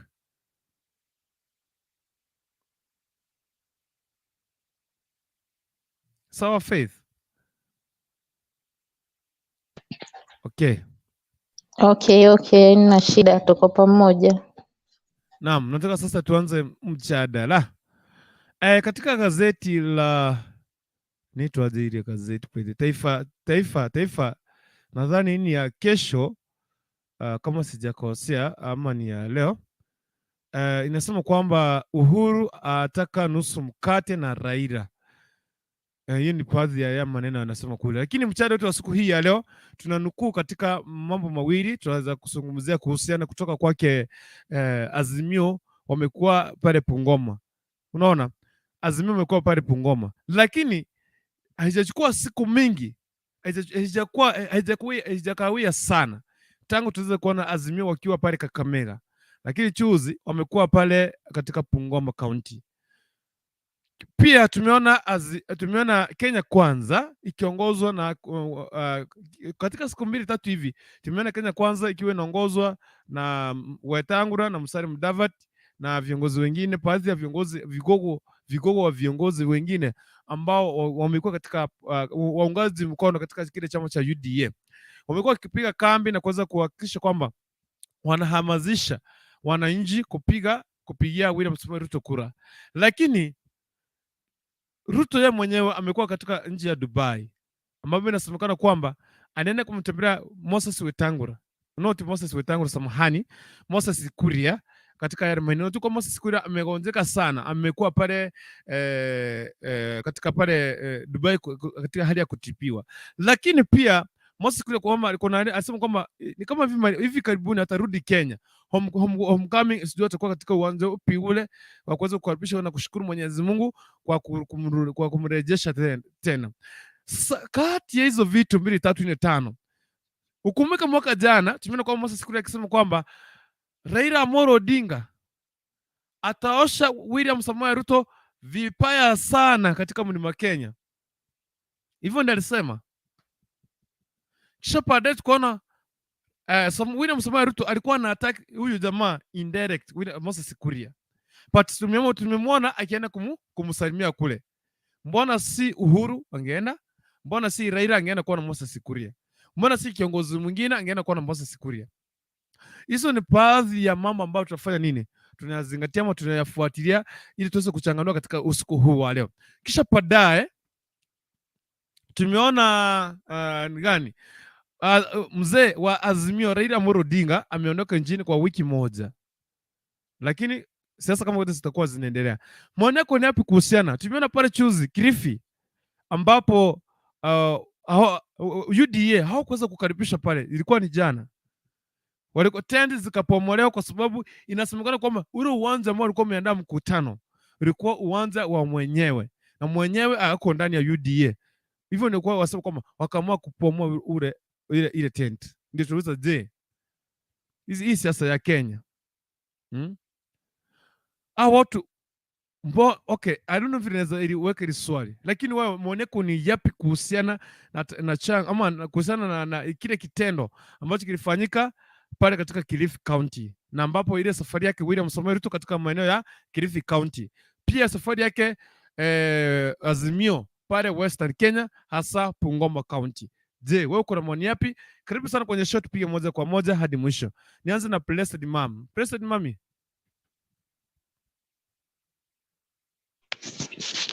Nakupata. Nimekupatia nafasi tu tuanze utufungulie mchada wetu wa siku hii ya leo, hata kama tulikuwa ndani ya sherehe. Mimi ile kitu naweza sema upande wangu, hii mwaka ni ngumu sana. Hii mwaka inaonekana itakuwa ngumu kuliko ile ya corona. Lakini ile kitu tutafanya ni tuombee nchi yetu peace, love and unity. Kwa sababu wakati tent zilipombolewa hapo inaonyesha kuna peace, love and unity. Wacha Fred aongee kwanza, Junet na Msombo. Asante sana, ndakuja kwako. Let me Fred mkwara before tuende kwake Fred. Fred, karibu sana. Thank you very much Fred, asante sana. Faith.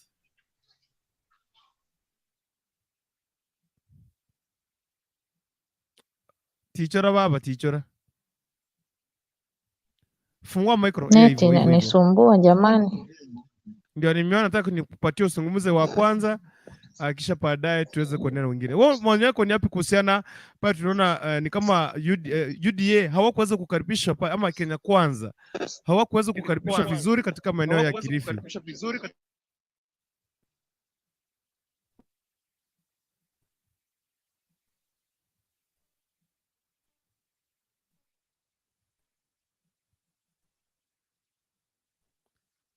Faye? Okay. Freddy?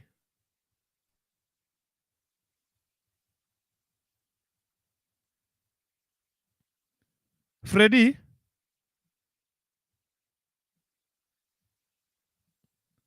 Freddy? Unmute. Okay, pia ni kama ni network, but I hope kwamba tuko pamoja. So maswala karibu sana kwenye show. Kama unaona link yangu tafadhali njoo kwenye show. Kama unaona link yangu tafadhali naomba uweze kuingia kwenye show na tuzidi kupiga 1 2 3. So tafadhali kama unaona link yangu naomba uweze kuingia kwenye show, uniambie maoni yako ni yapi kuhusiana na hili tatizo ama kuhusiana na hili what happened in Kilifi na mbona Bungoma Azimio narudi mapema Western Kenya. Freddy? Freddy? Freddy? Mambo? Unanipata kweli? Nakupata ndugu yangu. Nakugeti vizuri. Karibu sana. Mambo? Poa sana.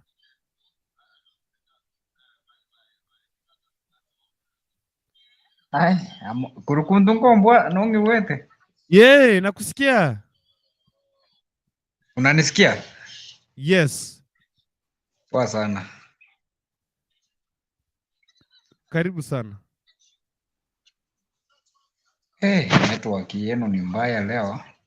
Ninakugeti pro. Nakupata. Karibu sana. Tunakupata. Sasa ni nini tunachangia? Salimia kwanza watu pro ndio nikuwapatie mjadala. Asante sana. Nini leo tunachangia? Salimia kwa watu. Niambie sasa. Niambie ni mimi. Hebu nipe hiyo mjadala nisikie.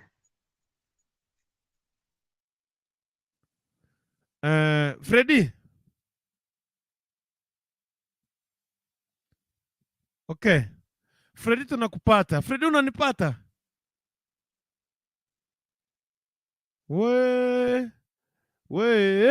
Okay.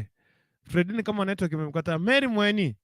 Kukukuntu. Kama kuna vacancies. Freddy?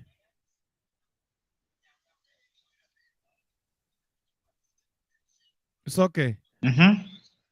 Unanipata? Nimerudi sasa, niambie. Nakupata vizuri sasa, si network yangu ndio mbaya ama nini? Nakupata, mimi nakupata vizuri, wewe ndio unipati. Nisalimie watu.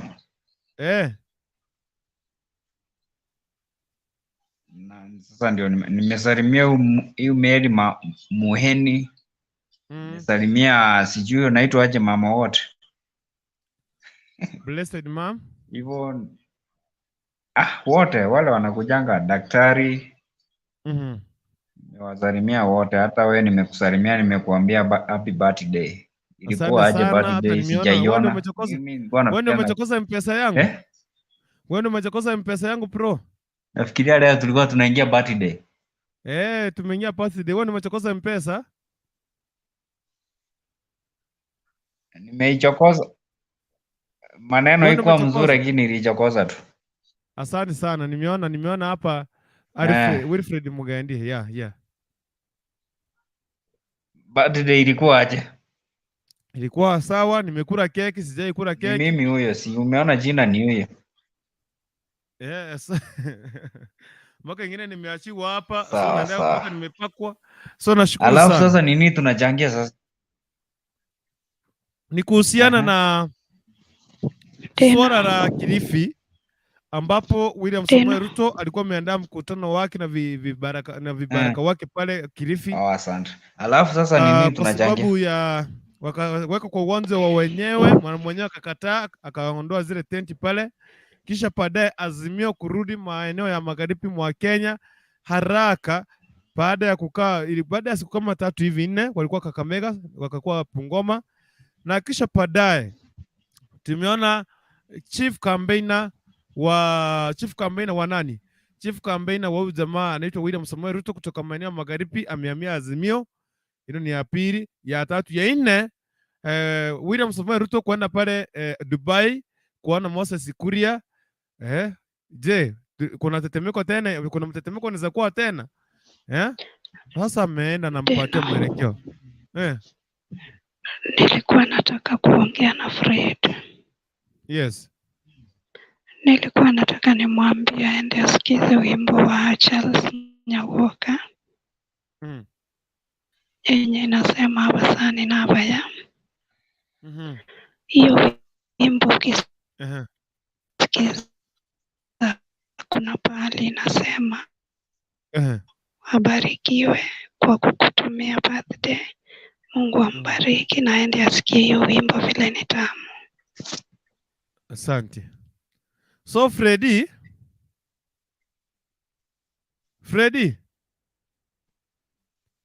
Okay. Kukukuntu. Okay. Unanipata? Na kusikia ni network mimi inanisumbua bwana. Sawa. Shikilia hapo. Kukukuntu, kama kuna vacancy hapo niambie, kwa sinataka kurepresent ladies hapo kwa studio. Kama uko ready, Mary Mweni, karibu sana. Nafasi iko. Mwambie akuje. Karibu sana Mary Mweni, kama uko Kisii, Gators. Mary Mweni, karibu, nimekukaribisha, nafasi iko. Yes Freddy, karibu sana. Umepata mjadala, nimekueleza. Umepata mjadala?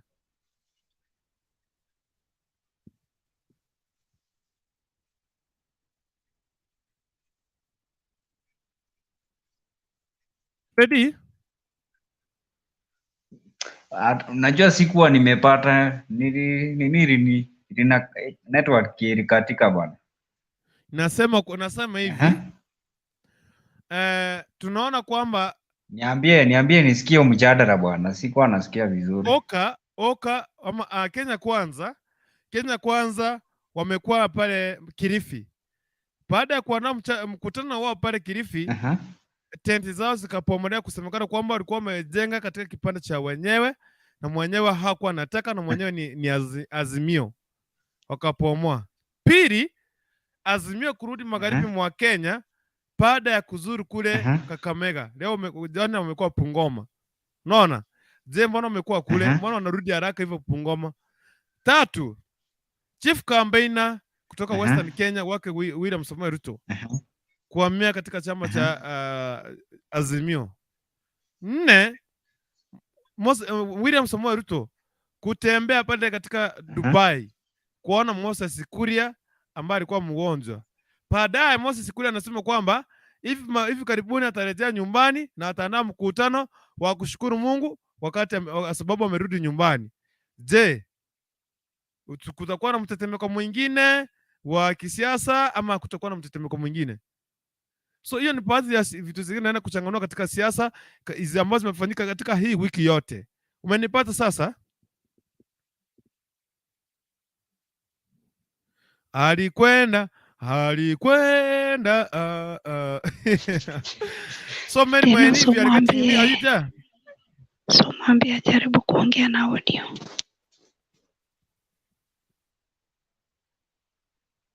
Wow. Ambia Freddy ajaribu kuongea na audio kama video imekataa.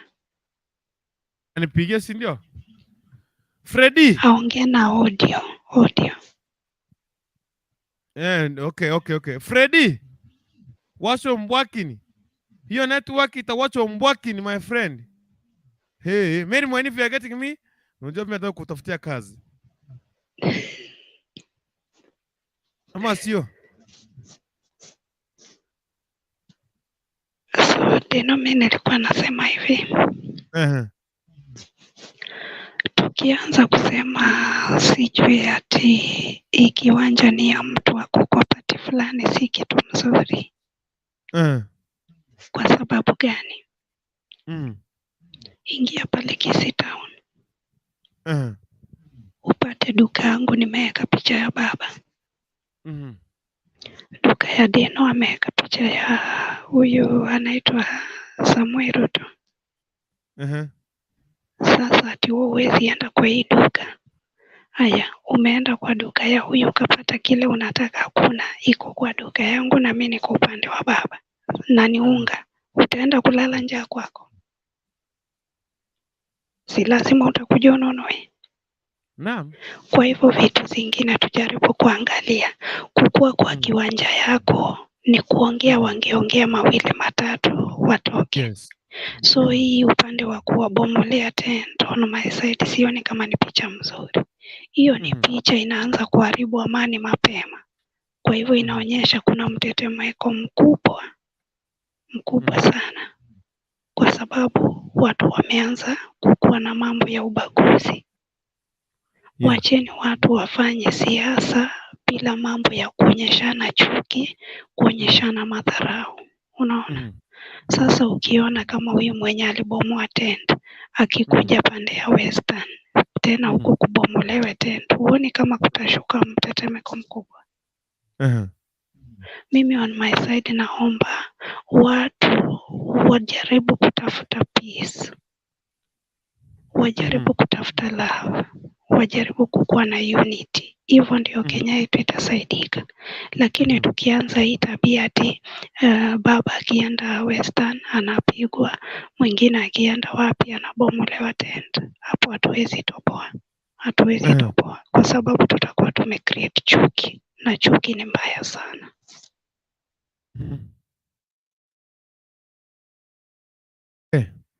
So, what about Moses Kuria and William Samoei Ruto? Kwa sababu walifika rasio ikawaonyesha kama wamekosana. Moses Kuria akasema in fact Raila Amolo Odinga will wash William Samoei Ruto in Mount Kenya, but now we have seen again wameanza kufanya nini? Kupond. So what do you think of it? Hapo ndio maana, hiyo ndio sababu nimeguzia kuna mtetemeko. Kwa sababu naona huyo ako mara mbili. Ako pande ya baba na ako pande nyingine. So akikuja huoni kama kitaumana hapo. Mimi naomba Mkenya yeyote popote ulipo, jaribu kuweka nchi yetu kwa maombi, kwa sababu wameshaanza kutuonyesha mapema ya kwamba si kuzuri. Washaanza kutuonyesha mapema, sasa ni mapema sana. Washaanza kutuonyesha kuna ubaya fulani ndani yao. Deno, kampeni ni kitu unafaa kuifanya peacefully. Hata kura kupiga unafaa kupiga peacefully. Unaona? Hiyo ndio kitu mzuri. Niliona kwingine mpaka wanatukanana mbele ya watu. Mtu anatukana mtu mbele ya watu. So waache kutuonyesha picha mbaya. Wao ndio viongozi wetu na tunawatazamia. Wakati wanatuonyesha wao wenyewe wako na chuki, ndio unapata wa kampeni wao pia wanaweka chuki. Unaona?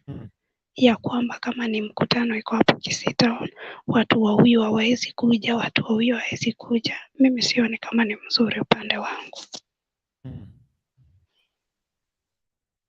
Now, swala lingine ni hili kabla nipatene Freddy. Azimio wamekuwa chuzi Bungoma kusafisha baada ya William Samoei Ruto kuondoka. Lakini tena baada ya wao kuwa pale Kakamega tena wamerudi. Wamekuwa tena kule Bungoma, wana plan kwenda pale Busia. What can you talk, what unaweza zungumza nini kuhusiana na swala hili? Mimi upande wangu naweza sema watu wakuwe na msimamo moja. Watu waache kukua wanakulia wengine kwa mfuko kama njugu karanga. Unasema uko upande wa huyu, kesho uko upande wa huyu, kesho kutoka upande wa huyu. Sasa hatushikanishi. Hatuelewi. Hatuelewi. So itabidi sisi ile kitu sisi upande wetu tutafanya ni maombi tu. Ni maombi tu. Kwa sababu hata kama ni hapa wanakuwa na shida, hatuwezi fika pale tukafanya lolote. Sisi ni watu wa tuko chini. kitambo upenye ufike pale utakuwa umepasuliwa kichwa.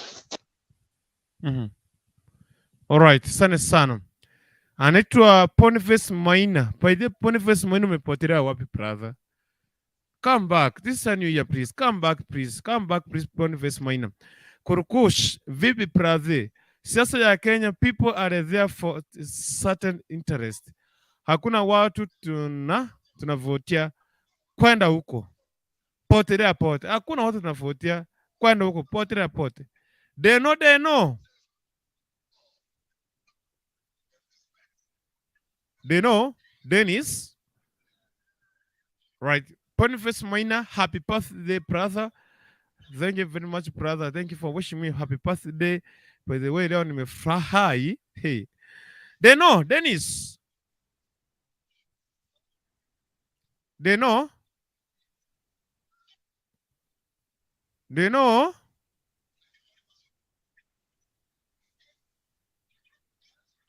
They know. Mambo. Yes. Salama.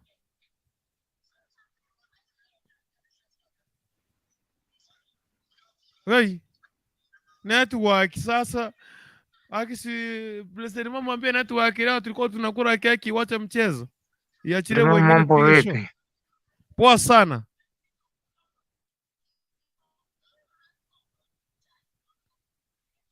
Hello? Hello?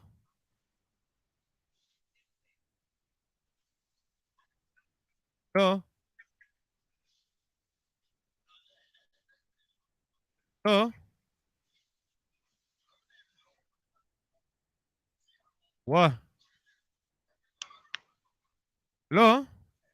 Freddy? Unanipata? Anyway. Judy Kwamboka, high five everyone. Hi. Hi, Judy.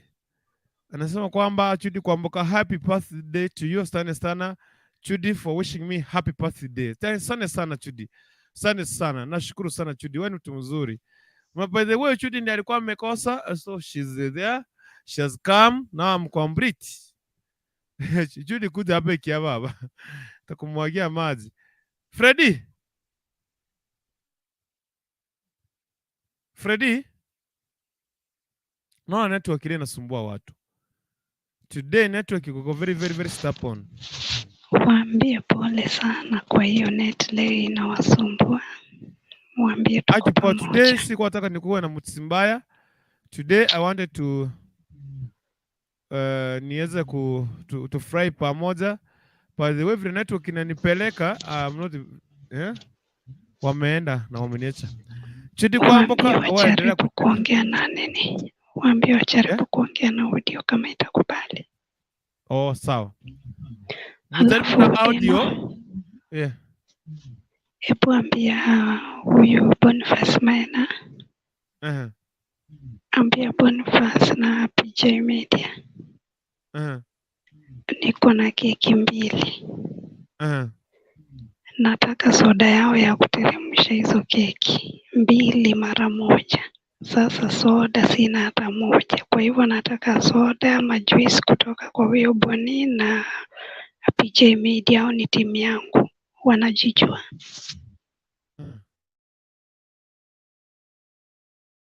So,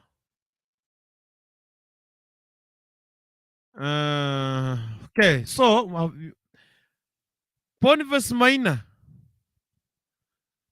PJ Media 254,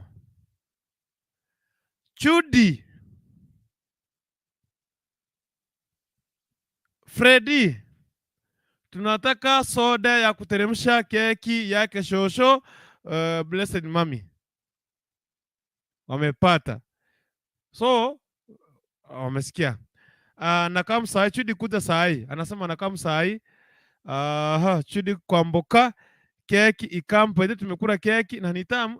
Kuna nye niko nayo hapa. Niliweka. Nilificha. Anyway, anaitwa Boniface Maina. Nchi zenye hazina siasa kuna maendeleo. Kwa sai watu bado wako ofisini. Then they are peace campaigning. We remember we are paying these individuals taxpayer na waonea huruma na sio madhari. Imagine mtu ako kwa serikali, una campaign Kukukuntu weka patia Kukukuntu president. Mimi ninafanya kazi katika public servant, ninatumia pesa ya mwananchi, natumia gari ya serikali, natumia mali ya umma kukampeni. By the way, serikali, you are supposed to watu wana resign from work area aija mwaka kabla ama before tuanze kampeni. Mtu anasalenda mapema mwaka mmoja ikiwa imepakia. Deno, kuna kitu nilisikia, ningependa unifahamishe kama ni ukweli. Ati ukiresign ukuje kufanya kampeni, ukiresign ukuje kufanya kampeni. Samahani, ukiresign ukuje kufanya kampeni. Ati ukianguka urudi kazi, ama nilisikia vibaya? Ni ina depend, by the way, hiyo sijafahamu vizuri, but unarudingi, lakini ina depend pia ni wapi. Kuna zile kazi za serikali ndio sidhani kama unaweza rudi hiyo kiti tena. Sasa hiyo nayo nita confirm, but ikiwa vizuri, kama ni permanent utarudi. Kama ni teacher wa mimi ni mwalimu utarudi.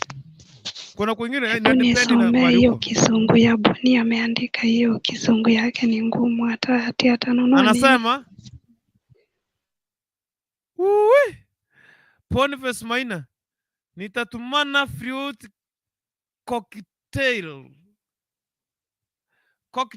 Hii ni nini? Boniface, unajua sasa hapo unaanza tasa kuniguza mahali. Ambia Buni asitume kitu yenye my grandmother haisitumia. Mwambie atume kitu ya my grandmother anaweza tumia, ni mtu wa miaka karibu 100. Hiyo ajui, atakataa sema hizi. Cocktail by ni fruit. Cocktail ni fruit. So ni matunda yenye mefanya nini? Unajua nini? Sawa sawa. Anyway. Yes. Who's here? Watu wamekataa kuingia show. Leo niko na fulani, niko na keki, nitawatoroka tuende kukura na mama. Kora mchezo.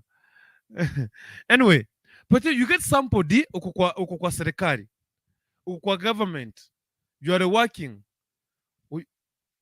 Unapata mtu kwa private sector, kwa private ana resign mapema kwa sababu ile kampuni ya private inamwambia because tunataka kufanya for whatever, for president, for MP, for women rep, senator and MCA. All you do now, just resign from our company. That's from private sector. Wanatoka mapema kwa private, but wanaenda kukampeni. But kwa serikali sector, you just entertain these people. They use our resources. They use our money. Mtu anaanza kukampeni. Yani imagine, vile tumemaliza tu hivi election. Tumesema Kukukuntu now is the president of Kisi Hot TV. Nimerudi hata wiki moja jaisha, umeanza kukampeni because umeanza kukampeni, unaanza kusema mimi Kukukuntu, mimi ni MCA. You are using the resources. The government should come up with a policy that will guide on whatever anybody wants to do what, to vie for something. And let the policy be implemented, ikuwe na power, ikuwe na nguvu, si ile ya kuongea na mdomo. Kitu kuwa na nguvu, want something yenye kuna na power. Okay, ekiababa siha. She was away. Now, ladies and gentlemen, prepare your heart.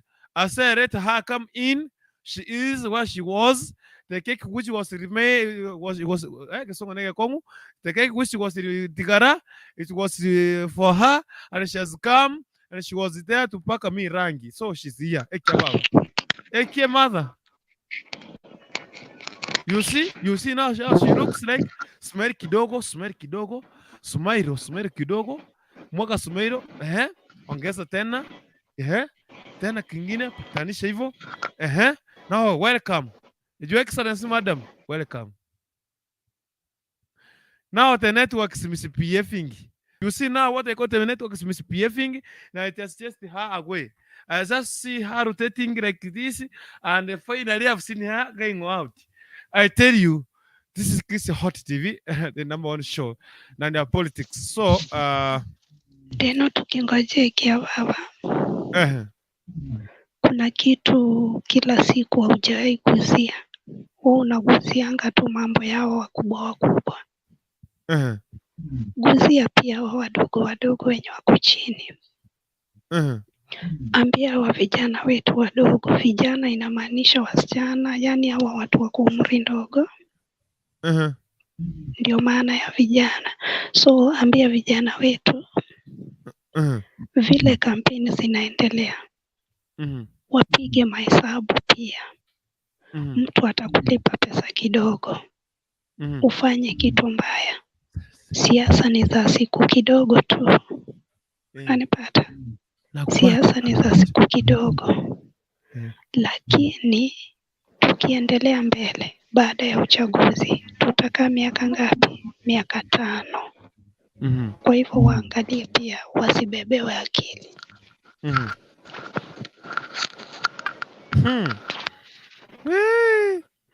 Like amekuja. She's smiling. I want her to smile. Just smile. Tafadhali usimwage unga. Karibu sana. Asante. Blessed Mom, hi. Birthday boy yetu msalimie. Tupe keki kwanza.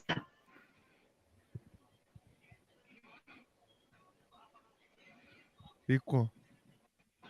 Leta. Sasa ulikuwa wapi? Blessed Mama umekata keki hapa. Keki iko hapa ndio hii. Iko wapi?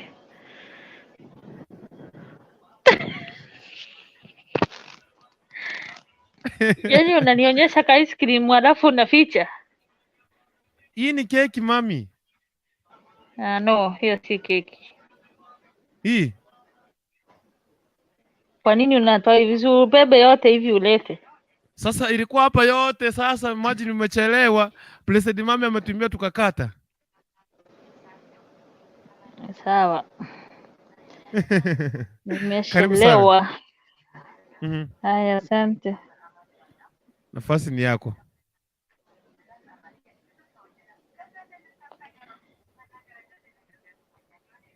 Okay, asante kwa nafasi. Acha nichukue nafasi niwasalimie. Nianze na wewe Kukukuntu, Blessed Mom na wote wenye ku backstage na wengine wenye wako kwa comment ya mchambo. Mchambo. Mimi nimekuja kukuambia happy birthday. Thank you very much. Okay, mjadala ya siasa, mimi sijui mambo ya siasa. Hiyo mtanitoa. Mbona unaenda? Wote nikuulize. Ulikuwa wapi? Ulikuwa wapi unikatie keki? Kama wewe unanipatia watoto rangi. Tuweze kuja kunikatia keki. Kwa nini wewe ulikata keki kama sijafika? Si Blessed Mama aliniambia tukate tu hivyo na umechelewa. Hivyo ndio utakuja kudanganywa, hao watoto si wako. Sasa mimi siwezi kataa watoto wangu bana, mimi ndakupali tu. Kwa nini unakata keki kama sijafika? Tulipakisha hii kwa hapa tutakata. Niliwadanganya nikaleta kale kadogo, ile kubwa ya madongi pale nini. Hapana, number 1 umeshadanganyika. Kwa hivyo wewe sasa hapo umeshaekewa X. Hapana, usiniache. Nitanunua keki nyingine kama 3 hivi, nyingine nikusaidie. Utapewa taraka moja. Hey. Anyway, shikilia hapo. Narejea kwako. Tuone vile. Mimi mama na siasa sijui, mimi nimeenda. Shikilia hapo, narejea. Anaitwa Boniface Maina, asa kwamba last but not least mtapangwa hadi mshangae. The last time we saw these individuals was 2013. Now it is 2022. Next utaona 2033 onwards. The common mwananchi mko pale mnapangiwa maisha tu pad, na tunaambiwa hampangwingi hatupangingi, lakini wanasema kwamba hamnipangwingi, lakini mazishi ni nani? Ni yetu. Anyway, ndio tunapanga kila kitu mpaka tunaleta chakula hapo, tunahakikisha kwamba kuna kuku, kuna mchere na mkate, watu wanakula vizuri. Sasa ni yetu. Boniface Maina, tuone keki. Hiyo keki ni ya uchoyo brother. Boniface Maina became like, in fact we shared the cake here. The cake was huge. The cake was very big, very morambeka, and we just enjoyed the cake. Anyway, anaita Kerunu Mukaya ndio anaingia keki yangu iko wapi? Kerunu ya keki ya please come in, nimekuona hapa. Simon Choro.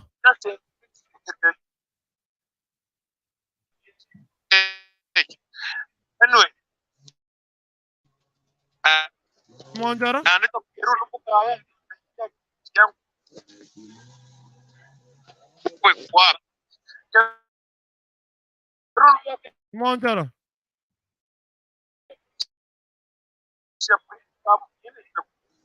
Simon Choro. Bona. Simon. Okay. Asante sana. So, Simon Choro. Simon Choro. Mambo.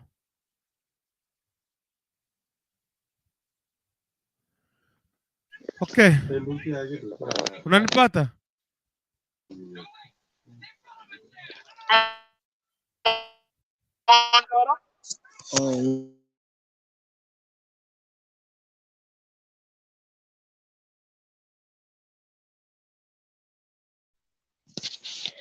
Deno.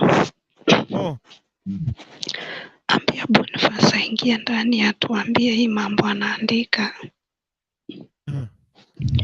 Sisi kizungu ya nene, kizungu ya kuandika tuelewangi, ile unaongea na mdomo tunaweza elewa kidogo kidogo. Hata mimi ni hivyo, kumbe tumeangukana. Mimi na Blessed Mama, tafadhali. Ile kizungu ya kuandika kwa comment atuelewanangi, atuenani pamoja. Na ndio mwanako unampata mimi nasomanga opposite, yeye anasomanga post yake na mimi nasomanga post wangu.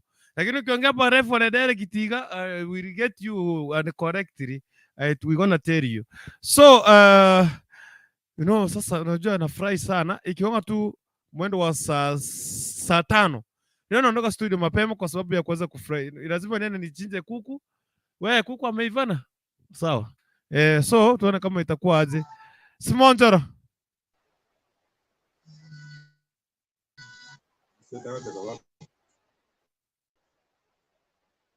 Yes. Mambo. Mbona President Mama anacheka? Amefurahi.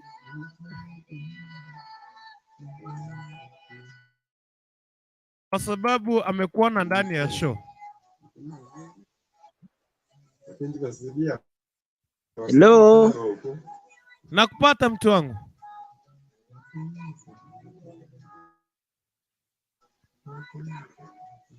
Okay. Simon Choro, ni kama network nimekataa. So what I was saying is this. Sisi ndio tunatumia. Hello. Mute mic ya huyo. Mute mic yake nikwambia.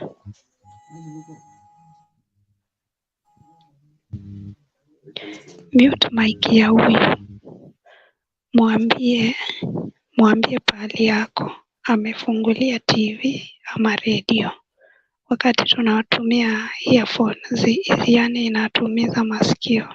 So kuna kelele pahali yako, atafute pahali patulivu ama azime hiyo kitu inaimba ndio tuweze kumsikia. Right.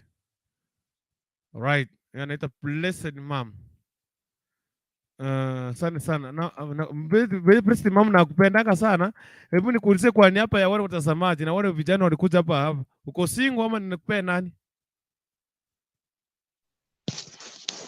Deno, mimi sipendi ukiniuliza kitu yenye unajua. Mimi nilikuambia nimechagua ule alikuwa amevaa t-shirt ya jezi. Jezi ni hizi t-shirt za wachezaji mpira.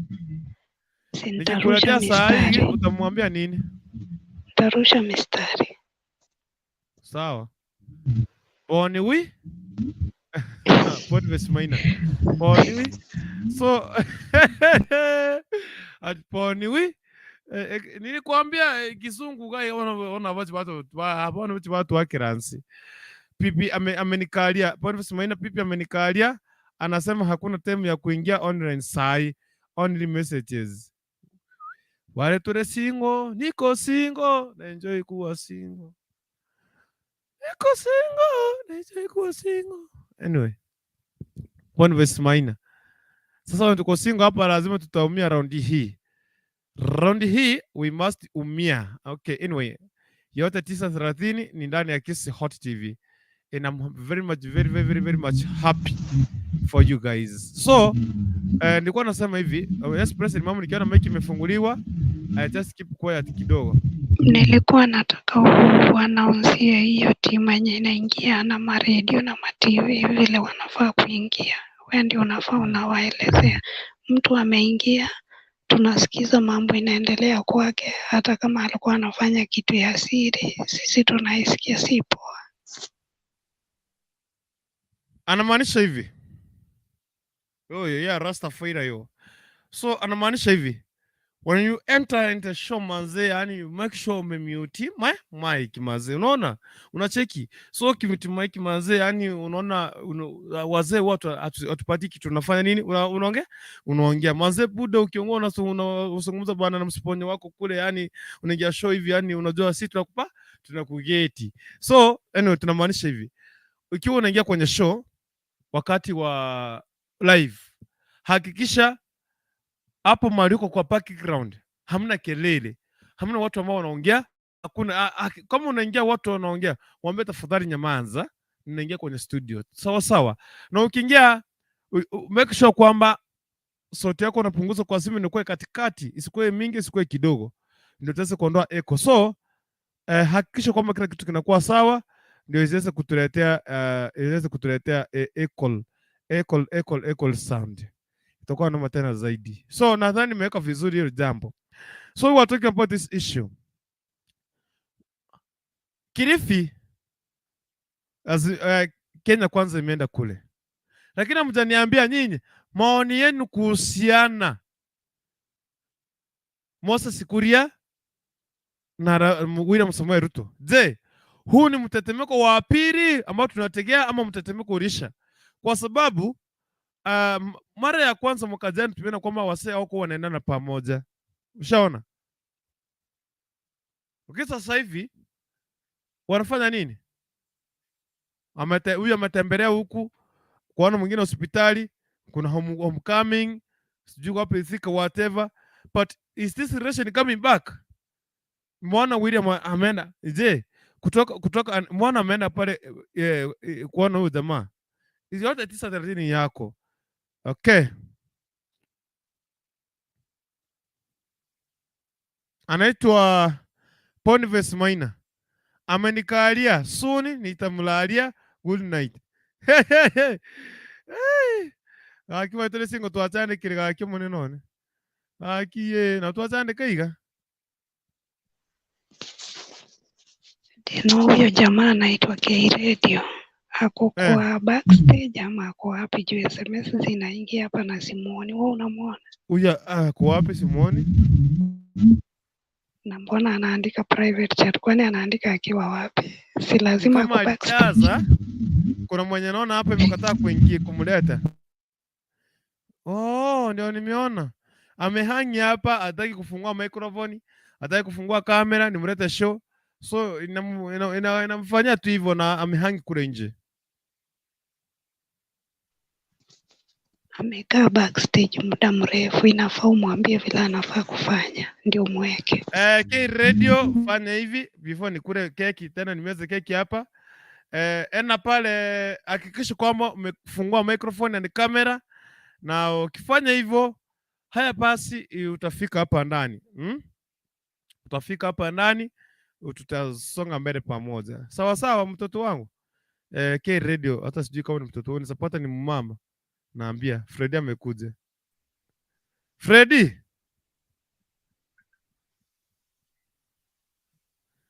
Freddy, watu wambwakini. Acha nimeza hivi. Acha nimeza hivi. Mambo. Watu wambwakini my friend. Sasa network yangu ndio mbovu kabisa ama ni yenu? Yako.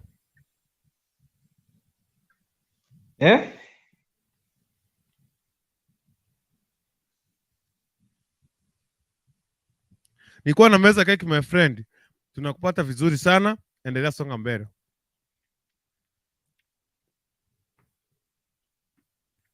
Freddy.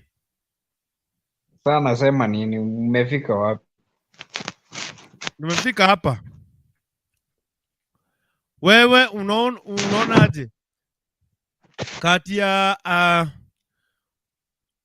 Moses Kuria, William Samoei Ruto wanaenda kufanya reunion ama ilikuwa mpeleka salamu. Mwaka jana tumeona Moses Kuria akisema kwamba Raila Amolo Odinga will wash William Samoei Ruto Mount Kenya. So far William Ruto alikuwa na respond kwake Moses Kuria indirect na matusi. But now tumeona chuzi William akitembea kule Dubai mali anatipiwa, na akasema kwamba atarudi nyumbani na atakuwa na homecoming, still coming home. What can you say about this relationship? Inaenda kurevive ama haita revive? Jamaa ataka kurudi mahali alikuwa ama atajipanga kwingine? Na kitu kingine tunazungumzia leo ni kuhusiana na swala la Kilifi na Bungoma. Haya basi, karibu sana mtu wangu. Unanipata? Kia alikuwa ameenda. Sasa someone is calling me here. Sasa what is lakini hata pale Freda ako si mjadala umemrudia mara 20 akisi anasikia tu aingie na achangie. Akianaingia unarudia mara 20 anapotea. Unasikia blessed mamu bwana Freddy? Ongea nione kama msikia. Hebu blessed mamu ongea. Sisi tumekurudia mjadala mara 20. Tukimaliza kukurudia unapotea. So hebu jaribu kuongea na audio na usiulize sasa mjadala. Sasa changia. Umeelewa mjadala? Simusikii kabisa. Anasema hivi. Yaani wakikuja tu unasema umefika wapi? Tunarudia tukienda kumaliza unaenda. Tena unakaa tena unakuja. Tena tunarudia unaenda. Anyway. Network. Blessed mama unamsikia? Karibu sana nafasi ni yako hapa, wanakupata virauda andekiria. Nafasi ni yako. Nafasi ni yangu sasa. Mimi yenyewe sijaifuatilia politics nowadays. Lakini sasa mnajua mimi ni mtu wa Ruto mbaya damu sana. Hata kama huyo mwenye anang'oa hema huyo labda alipiwa na huko simu ilitoka State House ng'oa hizo mahema. Hapana.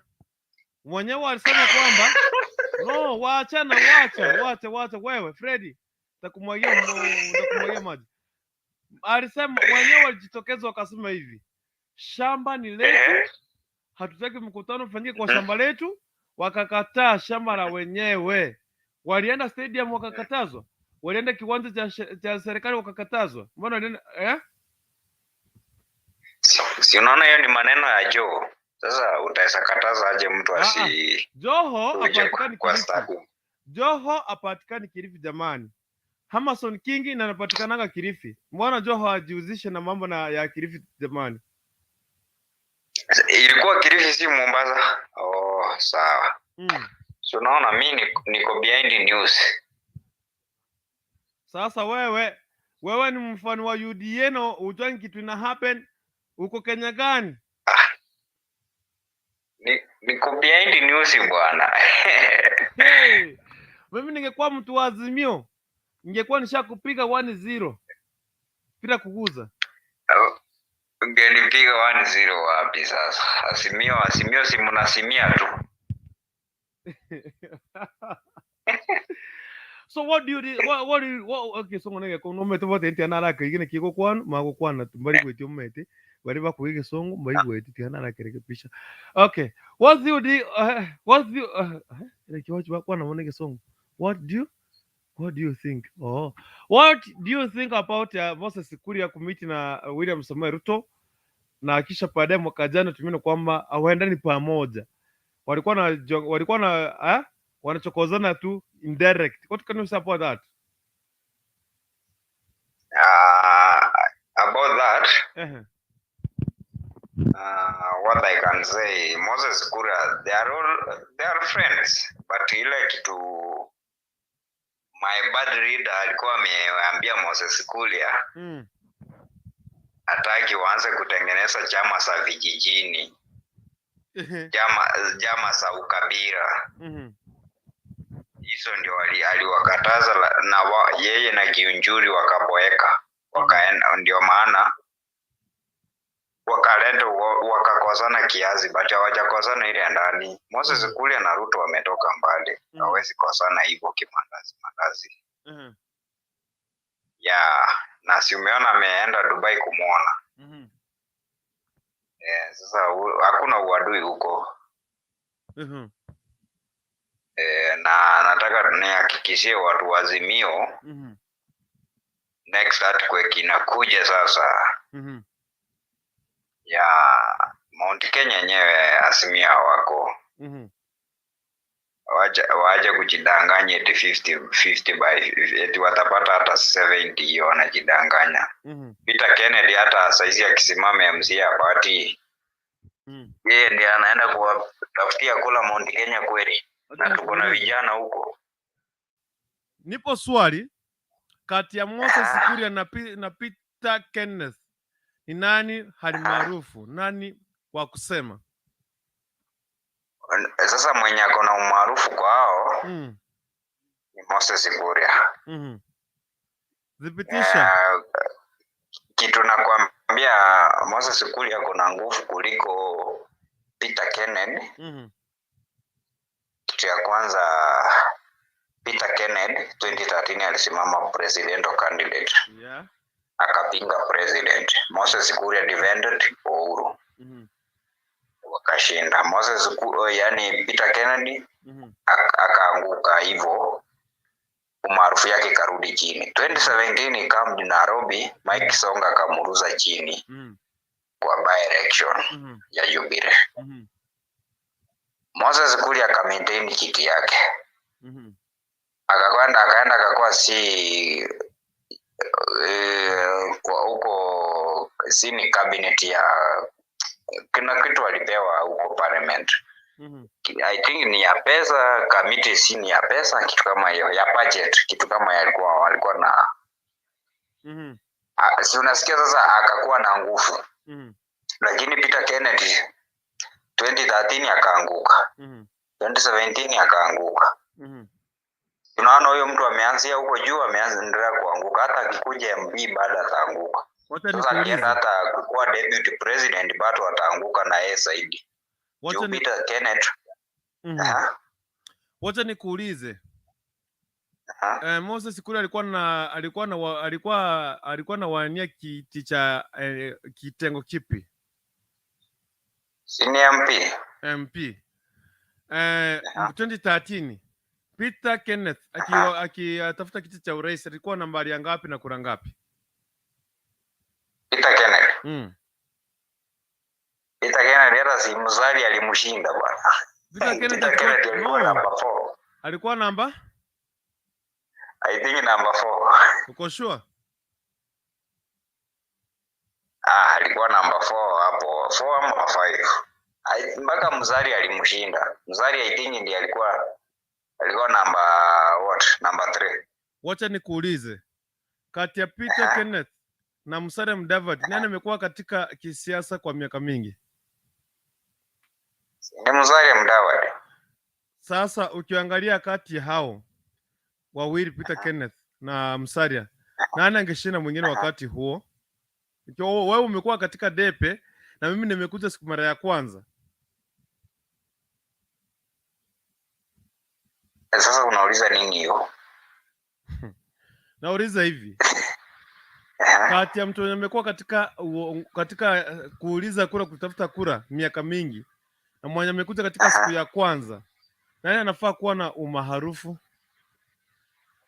Sasa nikuambie, si Musalia, hiyo ndio ilikuwa mara yake ya kwanza. Amewahi simama tena lini? Nasema Musalia 2013 alisimama. Acha nikuulize. Musalia amekuwa ikiwa kwa mfano 1990 what? 1997 akiwa sijui ni minister. Mimi hata kuzaliwa ndio nilikuwa nazaliwa. Ningejua tarehe yenye minister ndio ningesema labda ndio nilikuwa nimezaliwa ama ndio nilikuwa bado nimeanza ndio nimezaliwa. So huyu mtu amekuwa katika serikali na wewe haujakuwa katika serikali yeyote. Nani anaweza kuwa na umaarufu kushinda mwingine? Si mwenye amekuwa kwa serikali. Haya basi, umepata jibu. Tuendelee. Sasa tuendelee. So 2017 2017 unajua sasa sikupati. Unaniuliza swali ama unaniambia niendelee? Tuendelee na 2013 umesema kwamba Peter Kenneth akachukua namba 4 ama 5 yenye haujui. Ni hapo tu ama ya mwisho. Unajua zile kura 100,000 1,200 hizo hatukumbuki. Tunakumbuka hizi mamilioni, namba 2. Au kwenda huko nyuma akina Dita au hata tusawi. Wanakuwa na percentage 0. Sasa hiyo unaweka kwa kichwa nini? Labda ni Google sasa. Okay. So unasema kwamba unajua ukiangalia ni nani wa Kikuyu hasa katika Mount Kenya, ni nani unaona ambao wanaunga mkono kushinda mwingine kati ya Peter Kenneth na Moses Kuria? Nani akona uungaji anaweza kuwa na mashabiki? Moses Kuria kuna mashabiki.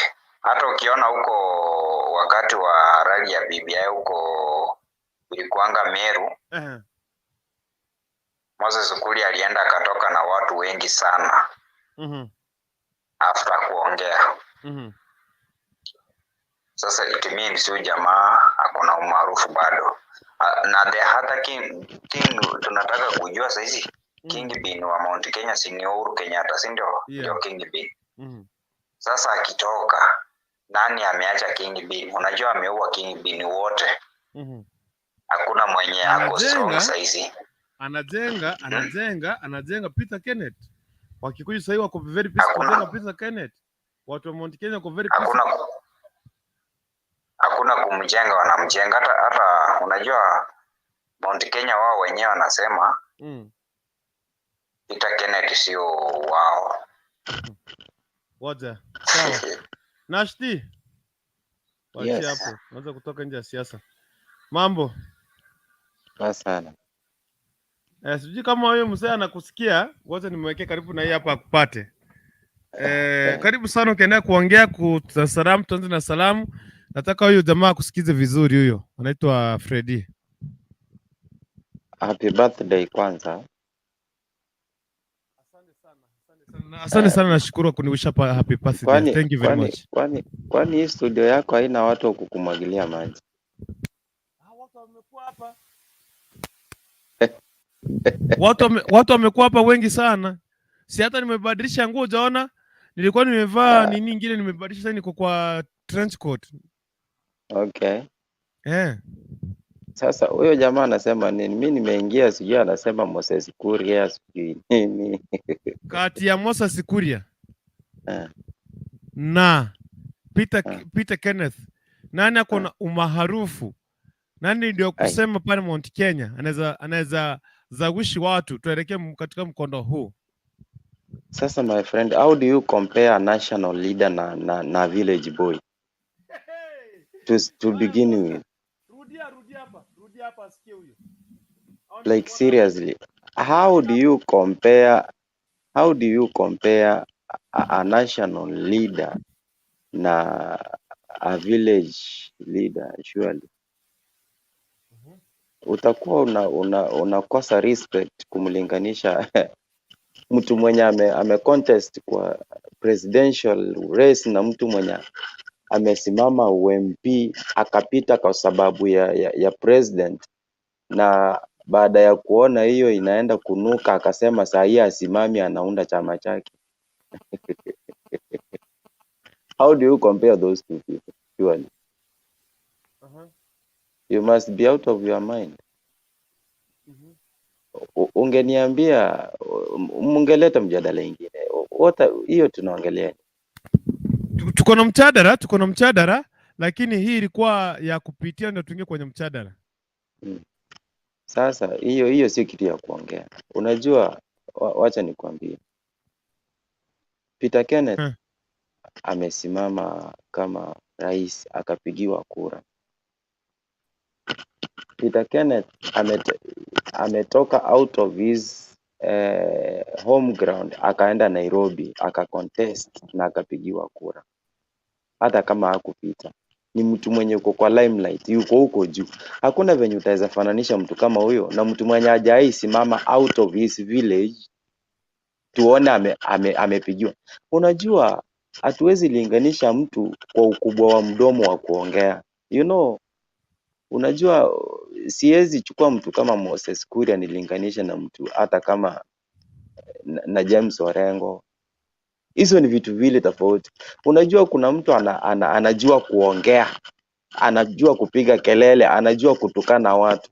Kama ni kwa upande wa matusi, then tunaweza sema Moses Kuria ako juu. Lakini kwa upande wa umaarufu, my friend, unajua unaweza kuwa mchawi na wewe ni maarufu.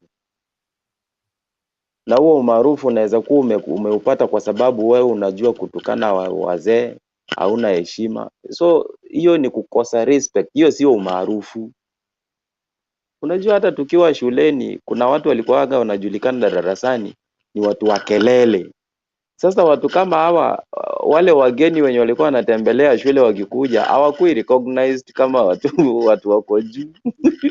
Kwanza wao wanawekwa kando, wanaambiwa nyinyi msifanye kelele maana kuna wageni wanakuja. Sasa ndo nakwambia Moses Kuria hawezi mtoshanisha na Peter Kenneth. Peter Kenneth is a cool guy. Ni mtu apendi mambo mengi. Na wacha nikwambie, mtu kaliba ya Peter Kenneth ni mtu mpole, aongei na bado namuona kwa limelight. Basi unajua huyu mtu ako na nguvu bwana, ako na nguvu. Hawezi mtoshanisha na Moses Kuria, never.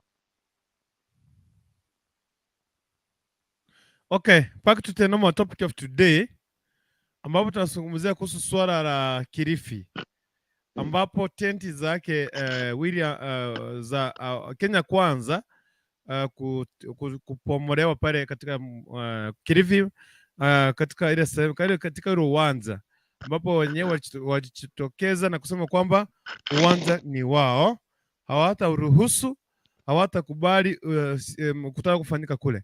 Pia kitu kingine nazungumzia hapa ni kwamba, je, Moses Kuria akiwa pale Dubai, Ruto alimeweza kumtembelea, lakini mwaka jana Moses Kuria alisema kwamba Raila uliwash William Samoei Ruto by far pale Mount Kenya. Je, wewe unachukua swali hili vipi? Ni mtetemeko mwingine ambao unakaribia ama ni nini? Ni mtetemeko tunangoja? Unajua, mimi nimesha kuambia Moses Kuria is a nobody. Unajua, elewa pointi yangu. Moses Kuria ni nani? Akituambia hivyo, yeye ni nani? What does he have? Unajua, tungekuwa tunajua ana command kura 1,000,000, 2,000,000, ndio tungesema Moses Kuria ameongea. Who is he? By the way, hiyo chama yake yenye ameunda iko na wabunge wangapi? Iko na MCA wangapi? So Moses Kuria akiongea, anaongea tu aonekane kwa vyombo vya habari, si eti ni mtu mwenye anaweza ambia watu wa Central eti fanya hivi wafanye. Na unaona uongozi bado, wabunge wamekutana State House juzi, wakasema Uhuru aendelee kukuwa spokesperson until further notice. Sasa hao wengine wanapiga bweka kando, sisi hatuwatambui. Yeah. Sasa Moses Kuria hawezi kuja kuambia kitu we go by it. Juu yule ni mtu, ni kama venye mimi nipate platform sahi nianze kubweka. Kwani nitakuwa na full crowd gani, ama nitakuwa na namba gani za kuweka kwa meza ndio nianze kuambia watu vitu kama hivyo? There's nothing like that, my friend. Kuhusu Kilifi, you know, the other day we were talking kuhusu hiyo siasa za Mombasa, na nikakwambia unajua mimi niko Mombasa. And one thing yenye nimelearn na hii politics ya saa hii, my friend, hata uwe nani, nimekuja kurealize crowd utapata tu. Hiyo haina shida. Crowd utapata, lakini vitu ni different huko chini. Wacha nikwambie Kilifi, unajua hii ni jambo la pili limefanyika kwa upande wa deputy president. I remember alienda, was it in Narok or where? Ama ni kuna mahali alienda pia, akaeka rally kwa plot ya mtu. Mzee akakuja kulalamika, kumbe mama wa watu ndiye alikuwa amewaruhusu na mzee hakuwa ametoa go ahead. Mzee baadaye akalalamika mpaka akasema anaenda kotini. Hiyo ni trespassing, by the way. Hiyo ni kutrespass kwa mali za watu. So ile ya Kilifi walikuwa wameenda familia walienda kwa familia lakini sasa familia as a whole haikuwa imeagree. So unajua kuna watu kwa familia, unajua msipowahusisha kwa some decisions lazima ilete shida. So hiyo ilikuwa ni personal property, walienda pale, it's like vijana hawakuelewana wao kwa wao, they end up kubomoa hizo vitu. Lakini sasa my question is, kwani the whole of Kilifi County hakuna kiwanja cha serikali ndio waende kufanya kwa property ya mtu? Hiyo ndio inafaa tujiulize why. Kwani the whole of Kilifi, unajua Kilifi ni kubwa sana. Walishindwa tu kutafuta hata wangeenda hata kwa shule. Waliona tu property ya mtu ndio inafaa waweke rally yao. Is that making any sense? Surely. Hiyo my friend, wacha nikwambie, hii siasa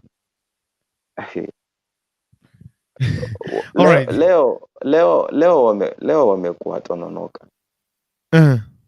Na Somal na yeye akaunda rally yake Mvita. Sasa wakati una compare presidential candidate na mtu mwenye anataka mbunge mwenye anataka ugavana, na hizo rally unaona zina mpaka huyu unaona ni kama anamzidi, wewe mwenyewe inafaa ujiulize swali, ni kwa nini? From there unaweza niamini kitu yenye nakwambia kwamba kwa ground vitu ni tofauti, my friend. Na hata ukasikia waongeaji wenye wanaongea kwa hiyo rally, like Muhammad Ali in fact alikuwa anaongea nini? Surely anasema, yani unajua kuna vitu zingine mimi kama mimi ukiniambia vitu kama zile na kuona tu kama cheese. Where were you? Sasa hivi ni miaka almost 8 years since SGR ijengwe. Amekuwa wapi huyu Muhammad Ali? Ndio anakuja kusema leo eti sijui SGR imefika kwa plot ya mtu. Amefanya nini yeye kama mbunge? Okay. Wakati anaambia watu wa Mombasa wasichague watu wenye wamewanyang'anya reli na port, anasahau mtu mwenye amekaa nyuma yake ako kwa hiyo serikali. Yes. It was part of alikuwa pati ya watu wenye wanafanya hizo vitu. Na alikuwa anatuambia nini? Surely. Unajua mtu mwenye uko na akili zako na una reason. Uwezi sikiza vitu kama zile. Ile ni mkutano tu wamekuja, tukapatia watu pesa tu wakule, tukaona wamama wao venye wanajua kuzungusha viuno. That's all. Hakuna agenda tumeona pale ya kunishawishi mimi nichague serikali ya in fact hata hiyo jina si Kenya Kwanza, ni Kenya Kwisha. Mkichagua Ruto, hiyo ni Kenya Kwisha, sio Kenya Kwanza. Warudishie Mturi jina yake, wao wabaki na Kenya Kwisha. Right. Ngoja sikize daktari ako kwa simu. Daktari. Mambo? Mambo? Salama sana, habari ya leo? Salama. Happy birthday. Thank you very much daktari, nashukuru sana. Ingawa sikuona birthday girl. Mbona? Hello? Yes, daktari nakupata. Yes, happy birthday. Thank you very much. Nashukuru sana ndugu. Ingawa sikuona birthday girl. Oh, daktari. Lakini ni sawa tu.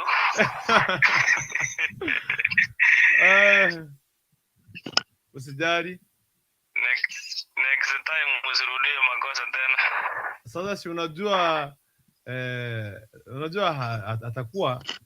atakuwa next time. Hiyo time utapata niko people. Be people. Next time sasa next year hiyo ikikuja should be there. Yes. Na how old are you? Mbona uandiki miaka yako hapo? Dunia kwamba you are a peopleless, so even if you die now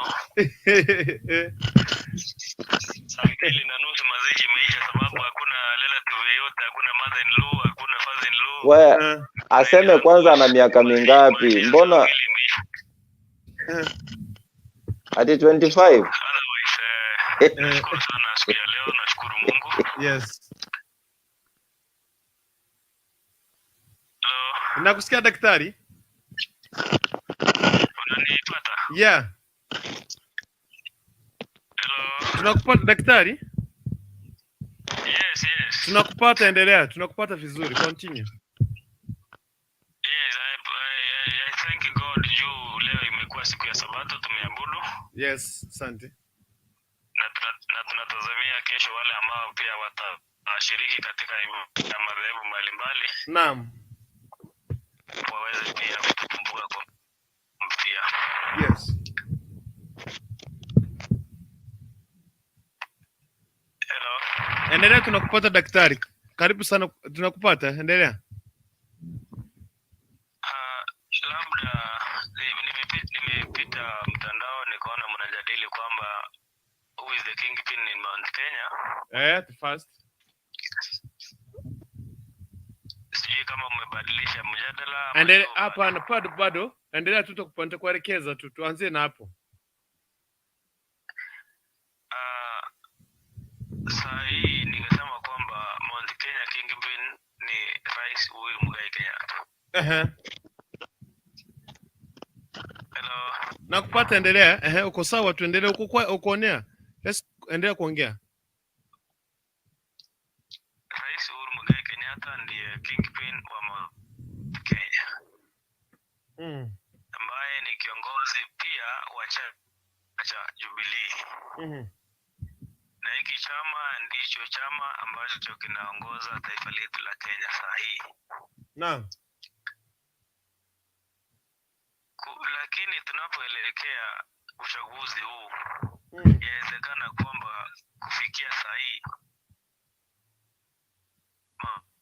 Kenya yaweza kuwa aina kingpin ambaye atakaye mrithi Rais Uhuru Kenyatta. Kwa maana ni wengi. Si kama ule wakati si kama ule wakati baada ya Kibaki wakapata tu mtu mmoja ambaye ni Uhuru Muigai Kenyatta. Yes. Wakati huo nakumbuka Rais Kibaki alikuwa ameunite Mount Kenya na ilikuwa inazungumza in one voice. There was no total difference the same way we are experiencing them now. Yeah. So the same voice has been lost imedidimia kabisa to a very great percentage, almost half. During the first tenure of office of the president Uhuru Muigai Kenyatta akiwa kingpin Mount Kenya, it was completely a total lockdown or a total lock entry to Mount Kenya. Hakuna mtu angeingia pale. Lakini saa hii tunaona Mudavadi anakwea mlima, tunaona Gideon Moi anapanda mlima, tunaona Kalonzo anakwea mlima. Hata wao wenyewe wajapanga nyumba yao Mount Kenya hiyo. And Mount Kenya by information has got 7 what? So I've got only 11 counties, right? Yeah. That is Meru. That is Tharaka Nithi. That is Kirinyaga. That is Embu. That is Murang'a, Kiambu, Nyandarua, and Laikipia. It is the central and the former central and eastern province. They form at least Mount Kenya. But now we have seen the way these counties are organizing themselves towards the 2022 presidential bid. Yes. I can say farasi ni wawili. Raila Amolo Odinga na William Samoei Ruto. Hao wengine sijui ni akina nani. Lakini nitafuta jina ya kawaida, lakini hao wawili ndio farasi ambao tuko na wao. Na hao wawili mmoja wao akiponyoka with 1% ahead of the other one, it will be an irreversible issue. To cut my story short and to be very precise and on the point is, yeah. When in Meru County, we have Kiraiti Murungi and we have Peter Munya. He has got a party by the name Bash. Ako ndani ya Azimio. Tuko na Peter Munya ako na chama inaitwa PNU, ile ya former president Mwai Kibaki. The two duos are eyeing for governorship come 2022 in Meru. And they are very strong candidates. Yeah. Wakisimama wote, they create enmity. They will bring that division of Azimio. Yeah. And otherwise, they organize themselves, they pick one voice, Meru will be completely or totally locked in Azimio. Yeah. I'm done with them, with Meru. Let us come to Tharaka Nithi. A good number of members of parliament in Tharaka Nithi are supported behind the UDA. But even the former senator and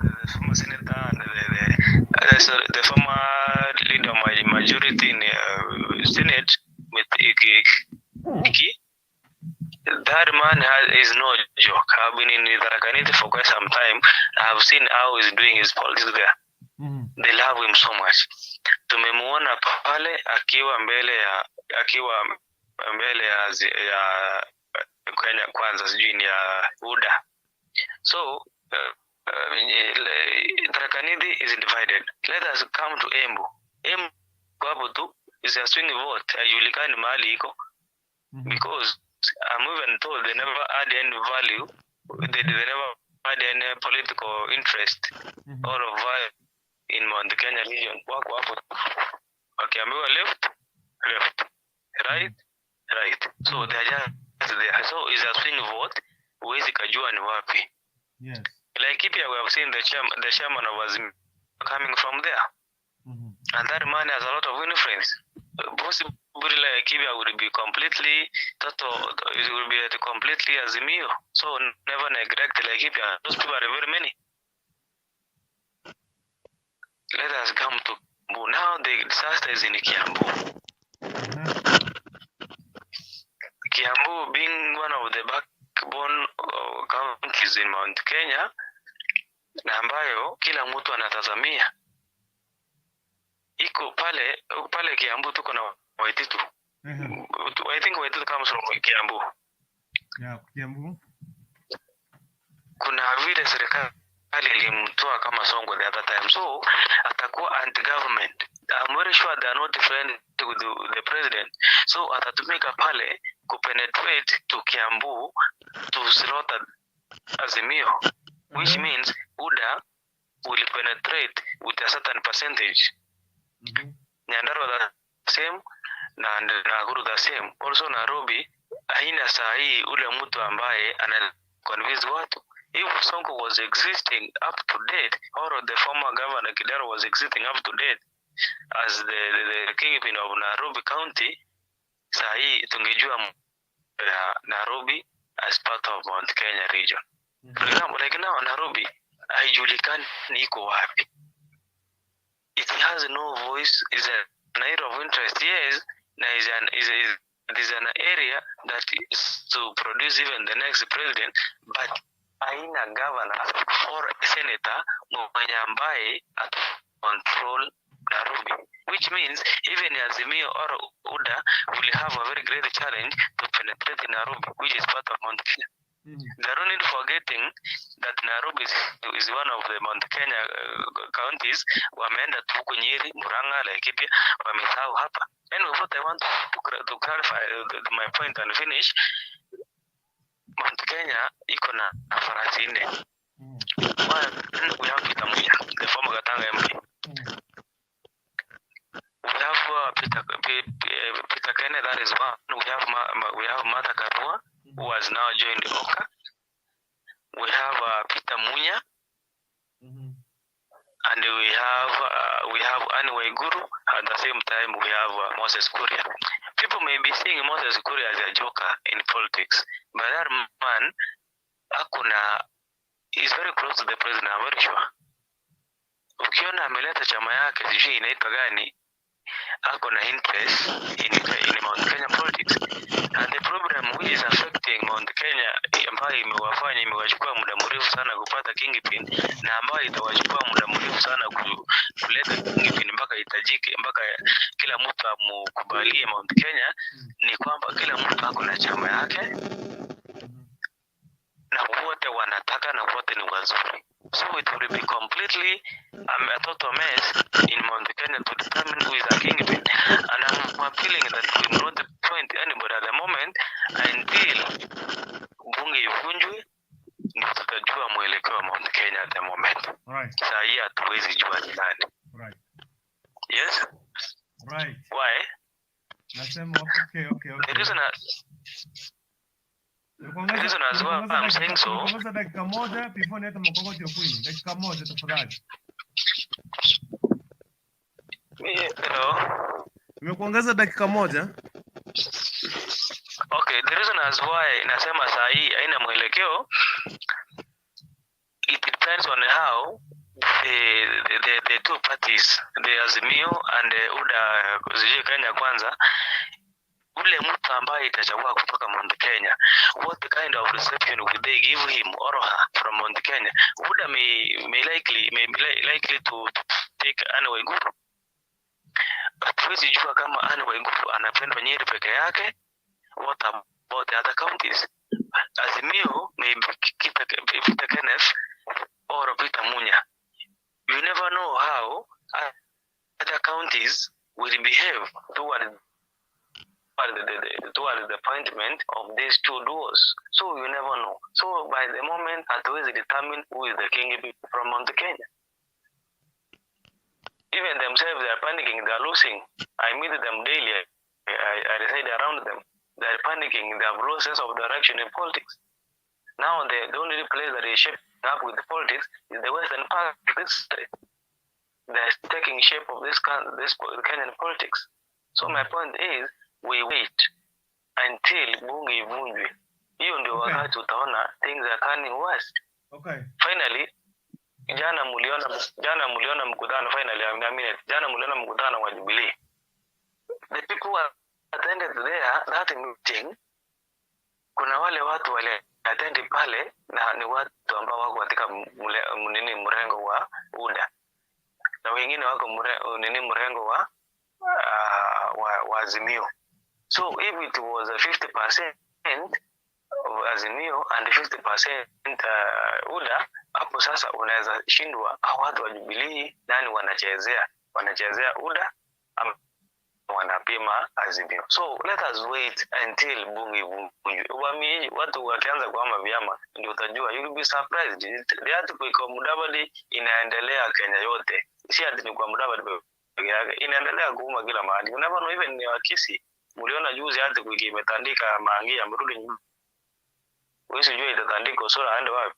So let us wait and see. I can allow other commentators to proceed. All right, thank you very much. Thank you very much, Daktari. Nashukuru sana. Next on stage, Mkokoto Queen. Nanipata? Yes.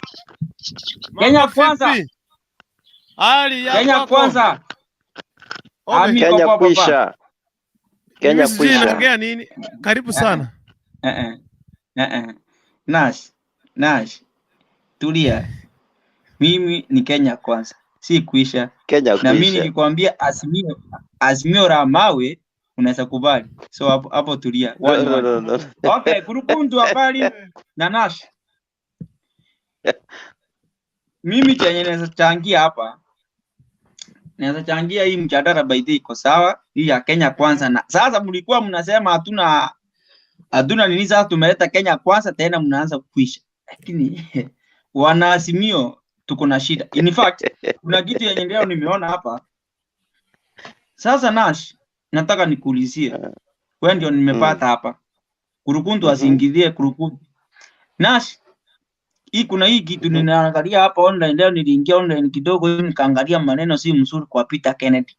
Sasa unajua hii Azimio yetu hiyo, hata kama ulikuwa unataka kunitongoza, nilikuwa nataka kukubali, lakini sasa tena ile maneno leo tumeweza kuona si mzuri. Na mimi nikienda kwa nimeona Peter Kennedy ni kama mnataka kumtupa kidogo, because if ukiona Jubilee iko kwa Azimio, Jubilee ndio itaenda kutoa nini ya deputy president wa Azimio. Hiyo nasi utakubali na mimi? Na wacha nikuulize. Wewe nani alikuwa amekwambia tunachukua Peter Kenneth? No, listen. Nash, tuende pole. Tusipigane mangumi. Sawa? Hiyo kitu nimeiangalia because mlikuwa mnasema huyu ndio running mate wa Raila, na mimi hapo mahali najua Uhuru Muigai wa Kenyatta msaliti ni awelewana na Peter Kennedy, kusema ukweli. Nash, kama naongea uongo unikome, yani unikataza. Awelewana na Uhuru Muigai wa Kenyatta. Sasa nimeona Uhuru Muigai wa Kenyatta anasema ataenda kuchagulia Azimio running mate. Nani ataenda kuwa running mate? Na sisi Kenya Kwanza hatuchagua running mate. Flag bearer unajua ni William Samoei Ruto. Lakini running mate wacha nikuulize. Yes, wakati president amesema atachagua running mate, amekwambia ni Peter Kenneth? No, of course. Okay, nataka unisikize Nash. No. Listen to me. Nataka uniambie ndio hapana. Amesema anaenda kuchagua Peter Kenneth. Unajua ajana hii maneno ilitokea jana. My friend, debate yendi hivyo. Listen. No. Unajua Kasarani, sikiza kidogo. Haina haja tupoteze bundles kwa kujadili kitu hakuna. Inafaa tuongee facts, my friend. Yeah. Nimekuuliza swali. Umesikia Raila akisema anachagua Peter Kenneth kama running mate? Sasa nani ataenda kuchaguliwa? Sasa wewe swali haijibiwi na swali. Nijibu ndio ama hapana. Raila amesema Nilisikia akisema Peter Kennedy ndio running mate wake. Lini? Wapi? Hiyo mikutano yote ya Azimio ameenda. Azimio La My Umoja. friend, unajua nini? Acha nikwambie. Unajua haina haja tukae hapa. Haina haja tukae hapa kuongea vitu haziko. Lete facts kwa meza, tujadili facts. Nas, kidogo. Acha sasa niende kwangu mimi. Mimi kama Kenya Kwanza tuko na hakika hii serikali, hata kama mnatuita wezi, sisi tuko na hakika tutaichukua. Nash. Hebu excuse kidogo. Cutie boy, nini mbaya? Sote niongee hapo. Ngoja kidogo. Unajua ni nini? Unajua wakati unaongea na mtu mwenye ana facts, inafaa umpeleke hivyo venye yuko. Unajua tumpeleke polepole. Juzi niliongea na yeye akasema anaweza fikiria kuingia Azimio. Leo amekuja na issue, anaweka vitu kwa meza zenye hazi exist. Hakuna mtu mwenye amesema, sijasikia Raila akisema anachagua Peter Kenneth. Sijasikia rais akisema anachagua Peter Kenneth. Hizo ni rumors tu mtaani, kwa vile Peter Kenneth sijui alikuwa MC huko nani, ndio wanaona maybe ende atachaguliwa. Hizo ni rumors. Hata Ruto hatujui. Kitu yenye tunajua ametongoza Mudavadi akakuja ndani ya Kenya kuisha, lakini at the end of the day, listen to me. At the end of the day wamekuja kutuambia they have not agreed on anything, they are just friends. So Musalia ameenda yeye kama yeye ameenda kukua rafiki. Hiyo ndio tunajua, hiyo ndio iko kwa public domain. Lakini hizi vitu zenye unatuambia, kama ni kudiscuss juu ya Mudavadi, kama ni kudiscuss juu ya mkutano ya leo ya Tononoka yenye mbunge ametoshana na deputy president, tuongee kuhusu vitu hizo. Ni vitu zenye ziko, ni facts zenye ziko. Lakini kuja kuniambia running mate, hata mimi sijui hizo. Tutakuwa tunamaliza bundles zetu boss. Tuongee issue zenye ziko zinaeleweka. Cutie boy, mimi unajua siasa, mimi nauzia siasa mananga. Cutie boy ongea. Kwani Cutie boy huwezi kuja kwa kamera wewe? Cutie boy.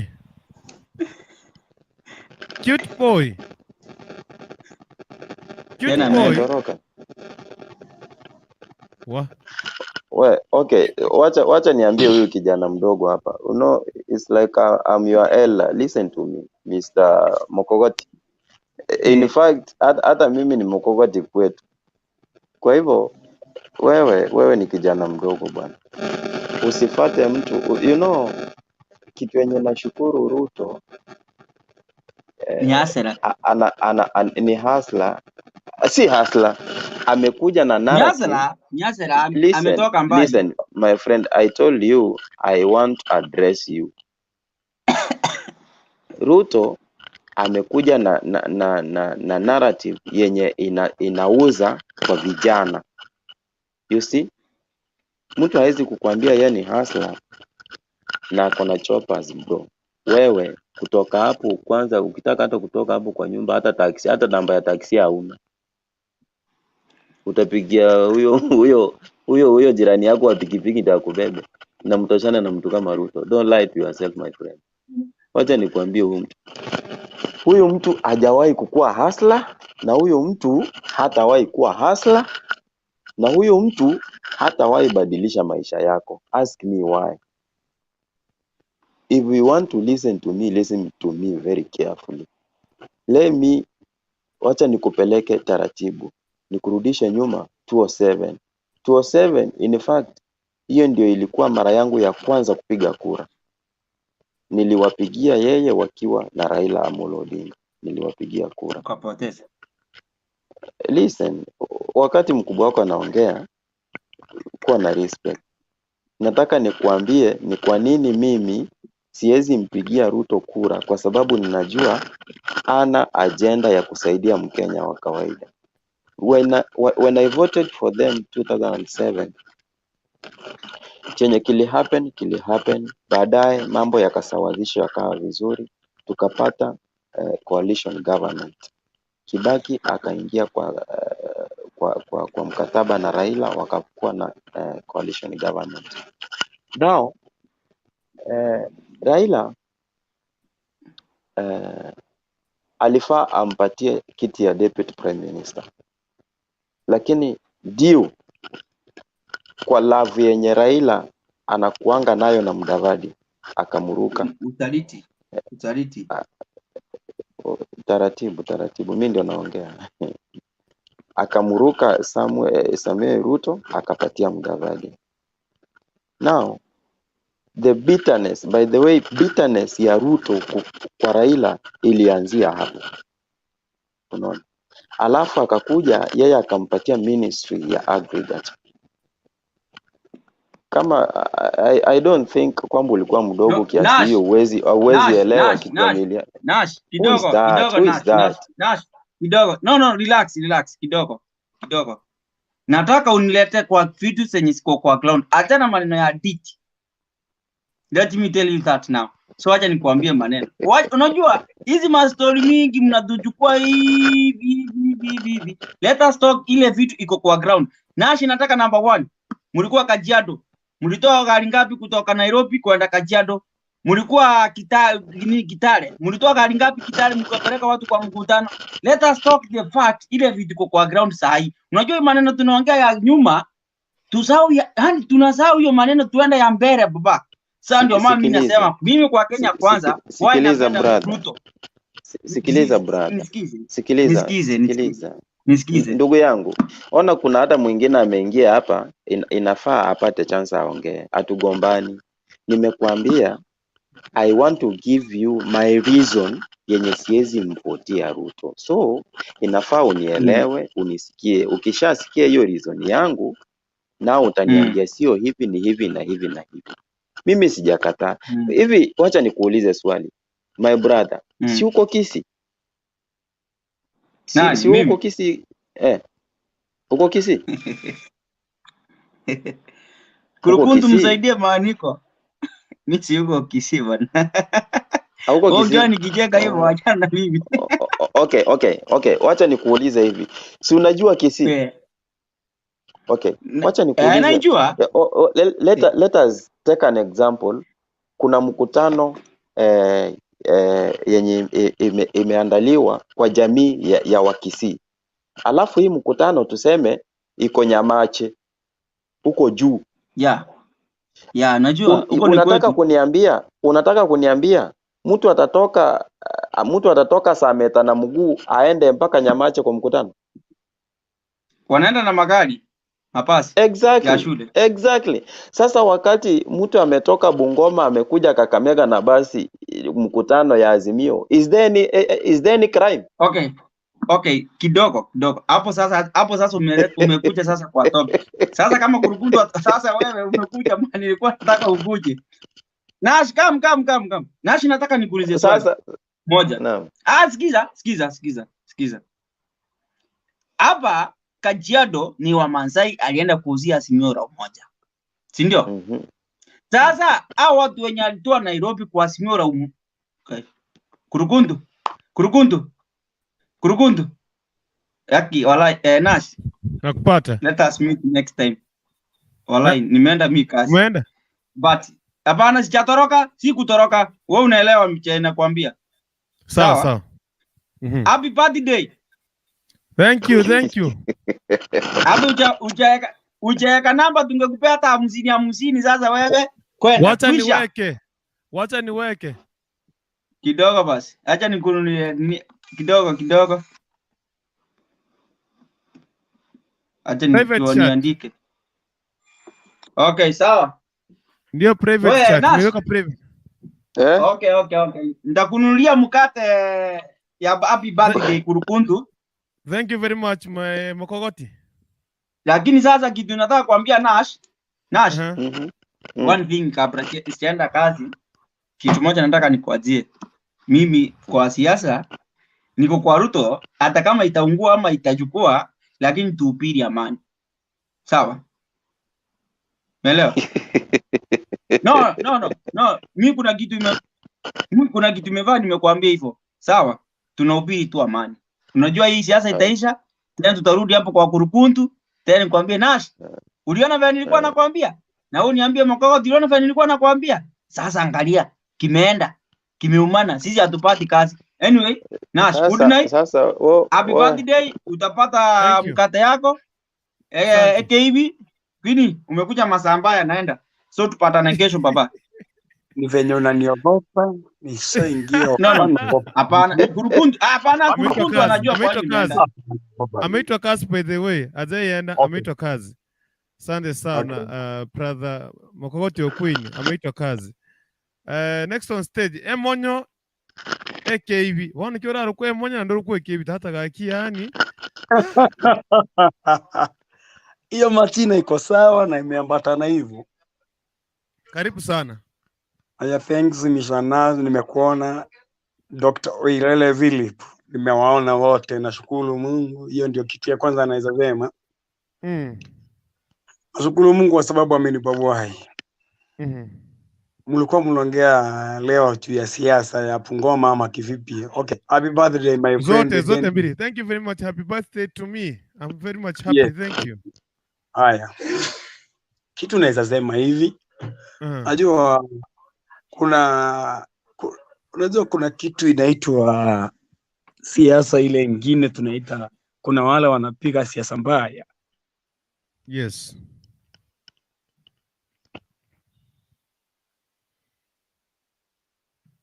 Yameenda wapi?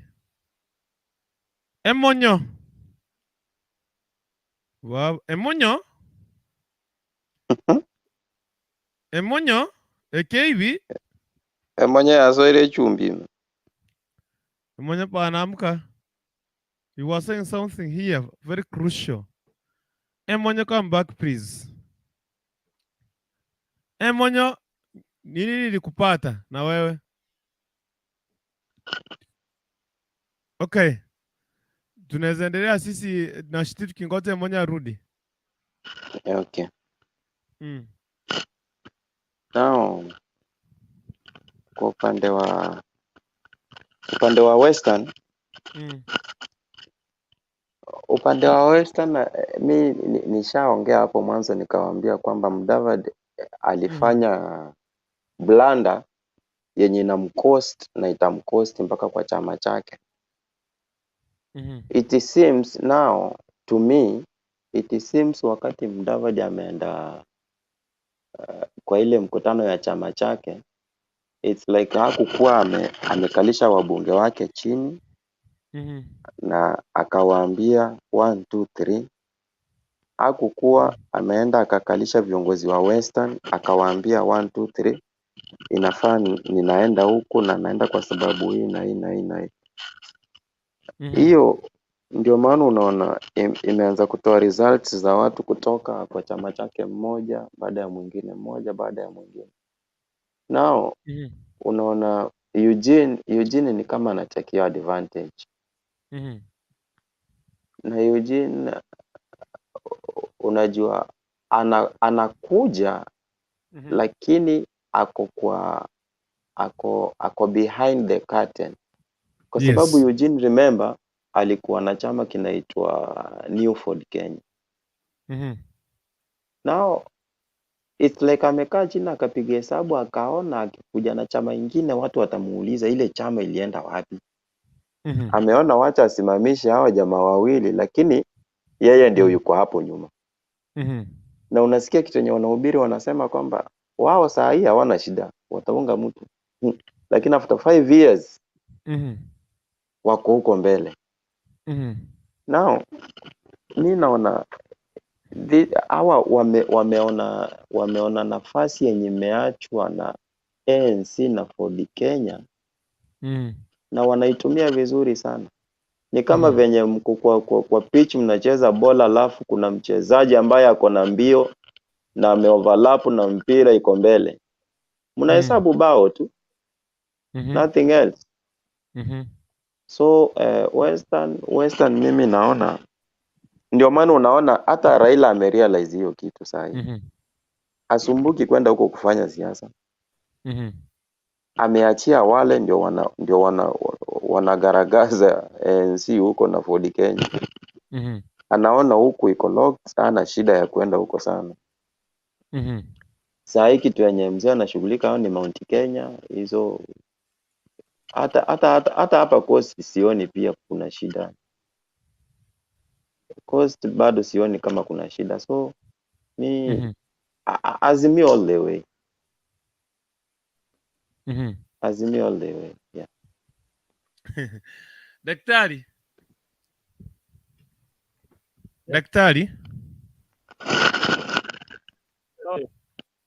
I'm fine.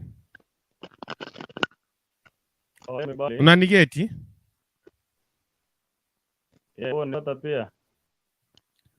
Now you can continue. Ulikuwa umezungumza, unaweza ongezea nini kabla tuweze kumaliza? Ile kitu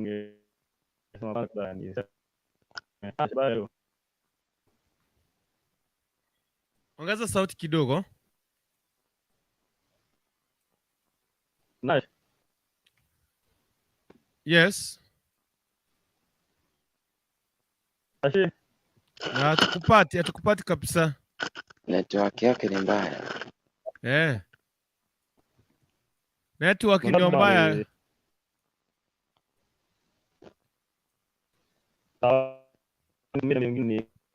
Network. Sawa. Can do as vilifanya ile siku. You know how you get me. Okay. Unitafuta vile unanitafutanga kabla niweze kutoka ndani ya studio. Ili tuweze kuona kama tutasaidiana. Emonyo ikebia anarudi. Emonyo.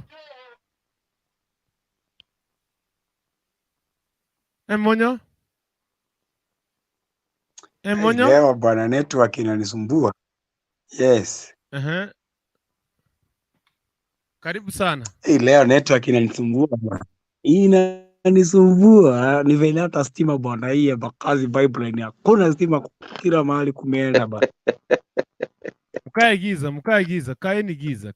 Wewe amieni Mombasa bwana, kuna raha starehe. Hii ndio maana hatutaki kupatia kula mahali pale, sitaki kutaja majina, lakini mimi niko Azimio tu. Kitu naweza sema hivi Dennis. Nimepata jamaa wangu akisema about Eugene Wamalwa. Ndio mwenye jamaa ako kwa curtain vile ameweka, kiukweli ameambia wale jamaa ni kama hii ingine, kama serikali iko nyuma, serikali ni uhuru ya gavana wa Mwangi wa Elia. Hiyo chama yake ako nyuma, amemwambia asimame kivile. Unajua kuna vitu wanaangalia mapema, ndio hii government yenye inataka kufomiwa na Mheshimiwa William Ruto, kuna mahali wanataka kukata kura. Hiyo lazima kuna mtu anasimamizwa akate kura. Hata huyu Mheshimiwa William Ruto, nakumbuka hata yeye kuna mtu anataka kusimamiza. Tukuje Matiang'i, hata yeye jamaa yake iko, lakini haiko na nguvu vile. Iko lakini haiko na nguvu vile. Sasa kitu yenye naweza sema ni hii, na nataka nilale tu kwa sababu naamuka mapema niende job. Kitu naweza sema ni hii, kwa wale mtu ako na uamuzi wake, siwezi kuambia Mr. Dennis njoo Azimio, no, ile uamuzi wako. Lakini ule unaweza chagua, hata kwe mbaya hata kwe mzuri, still Vincent itakuwa ndani ya Kenya, taongozwa. Lakini naambia kwa watu wangejua kwa nini mtu anaitwa Mheshimiwa Engineer Raila Amolo Odinga, watu wanampenda kutoka 2002. Imagine wewe uliza huyu mtu anaitwa Engineer Raila Amolo Odinga, alisaidia mheshimiwa Mwai Kibaki akiwa kwa wheelchair ama hospitalini bana, akasaidia mtu mpaka akaongoza hii nchi. Mi tunaomba tu angalau tu kuna kitu alikuwa anataka kuwekea Kenya, lakini Kenya hawajui. Wangejua huyu mheshimiwa Raila Amolo Odinga kuna kitu alikuwa anataka kuweka, wangejua wangempatia nafasi, hata kama ni miaka 5 ile, angalau tukaona matunda yake. Unajua mheshimiwa Dr. William ameongoza miaka 10. Unajua watu wengi, ukiwa deputy, hii si ile katiba ya kitambo ni vice. Ukiwa deputy already wewe ni president. Hiyo kitu ameifanya, mnajua kitu yenye amefanya ni gani? Ametuwekea nini kwa meza watu wa mi sichaona nini yake ile tu ya kumpatia uongozi. Pato tu aendeende, kama Mungu akimjalia 2022, lakini hii mpatie nafasi mtu anaitwa Raila Amolo Odinga. Yes. Alright. Naona hapa nimekawia sana, time pia imeenda. Nashukuru sana kila mmoja kuingia kwenye show, imekuwa safi. Nashukuru sana wale ambao wameniwisha birthday, thank you very much. Mokogoti Okwini anaitwa nani? By the way, Mokogoti Okwini nimeona hapa M-Pesa, asante sana. Freddy niliona M-Pesa hapa, nashukuru nyinyi ni watu wazuri, thank you very much. Freddy, network imepona? Network yangu inasumbua leo bwana, haitaki niongee bwana. But sasa nasikia iko sawa, karibu sana. Sasa hao watu wa Azimio ninaona hapo sasa. Hamjambo. Hatujambo sana. Kuja Azimio bwana, network haitakusumbua. Azimio tasimia kabisa. Sasa mimi kama mtu wa mimi kama mtu wa nasema hivi. Azela unajua alikuwa deputy president, sijakataa. Lakini sio alikuwa na ile nguvu. Unajua kazi ya deputy. Wewe ngoja tukukosoe. Ni deputy president, sio Ali. Unahitaji deputy. He is still a deputy president. Okay, msaidizi kama tuseme. Freddy, utakamatwa na serikali, sema atoe hiyo jina. Ni deputy. Si alikuwa ni deputy president, ni deputy. Yes. Now continue hapo. Endelea sasa. Tulikuwa tunakurekebisha hapa. Deputy William Ruto bado ni deputy wa president wa Kenya. Usisema alikuwa, bado ako. Sawa, karibu sana, tuendelee pasi. Sasa ni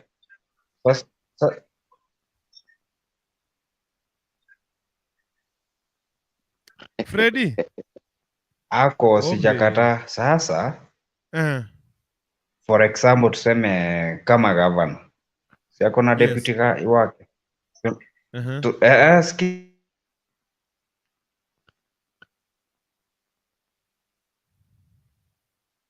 Baba na umeja scratch.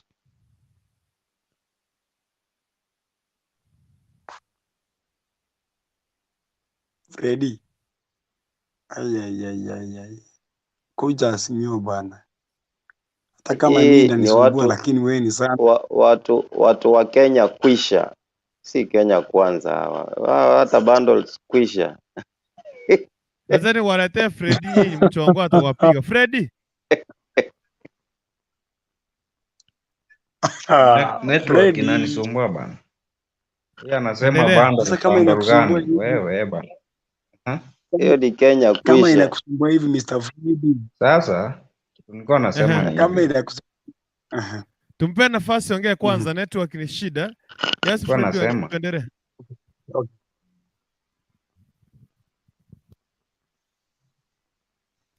Simu nyamaze bwana, niongee.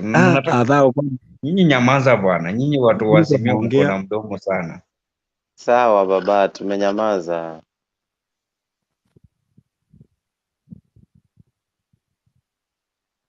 Sasa kama gavana, mwenye gavana haja perform, una play mingi deputy wake. Yes, of course wako kwa serikali wote.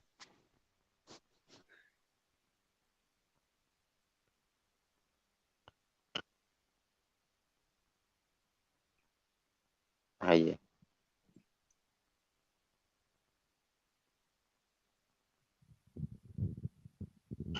Kwani Fredi umeshtuka? No. Oh. Wewe Kukukuntu. Oh. Fanya hivi. Wacha tu nieleze hawa jamaa shida ya deputy president. Mimi shida yangu mimi na yeye. Kwa sababu inaonekana wanapata shida kuanzia kwa network mpaka kwa huyo deputy wao, yani ni shida tu. Unajua deputy president, wakati ninasema mimi nilimpigia kura mara ya kwanza ni 2007. Akaingia kwa government akiwa kama minister wa aggregate.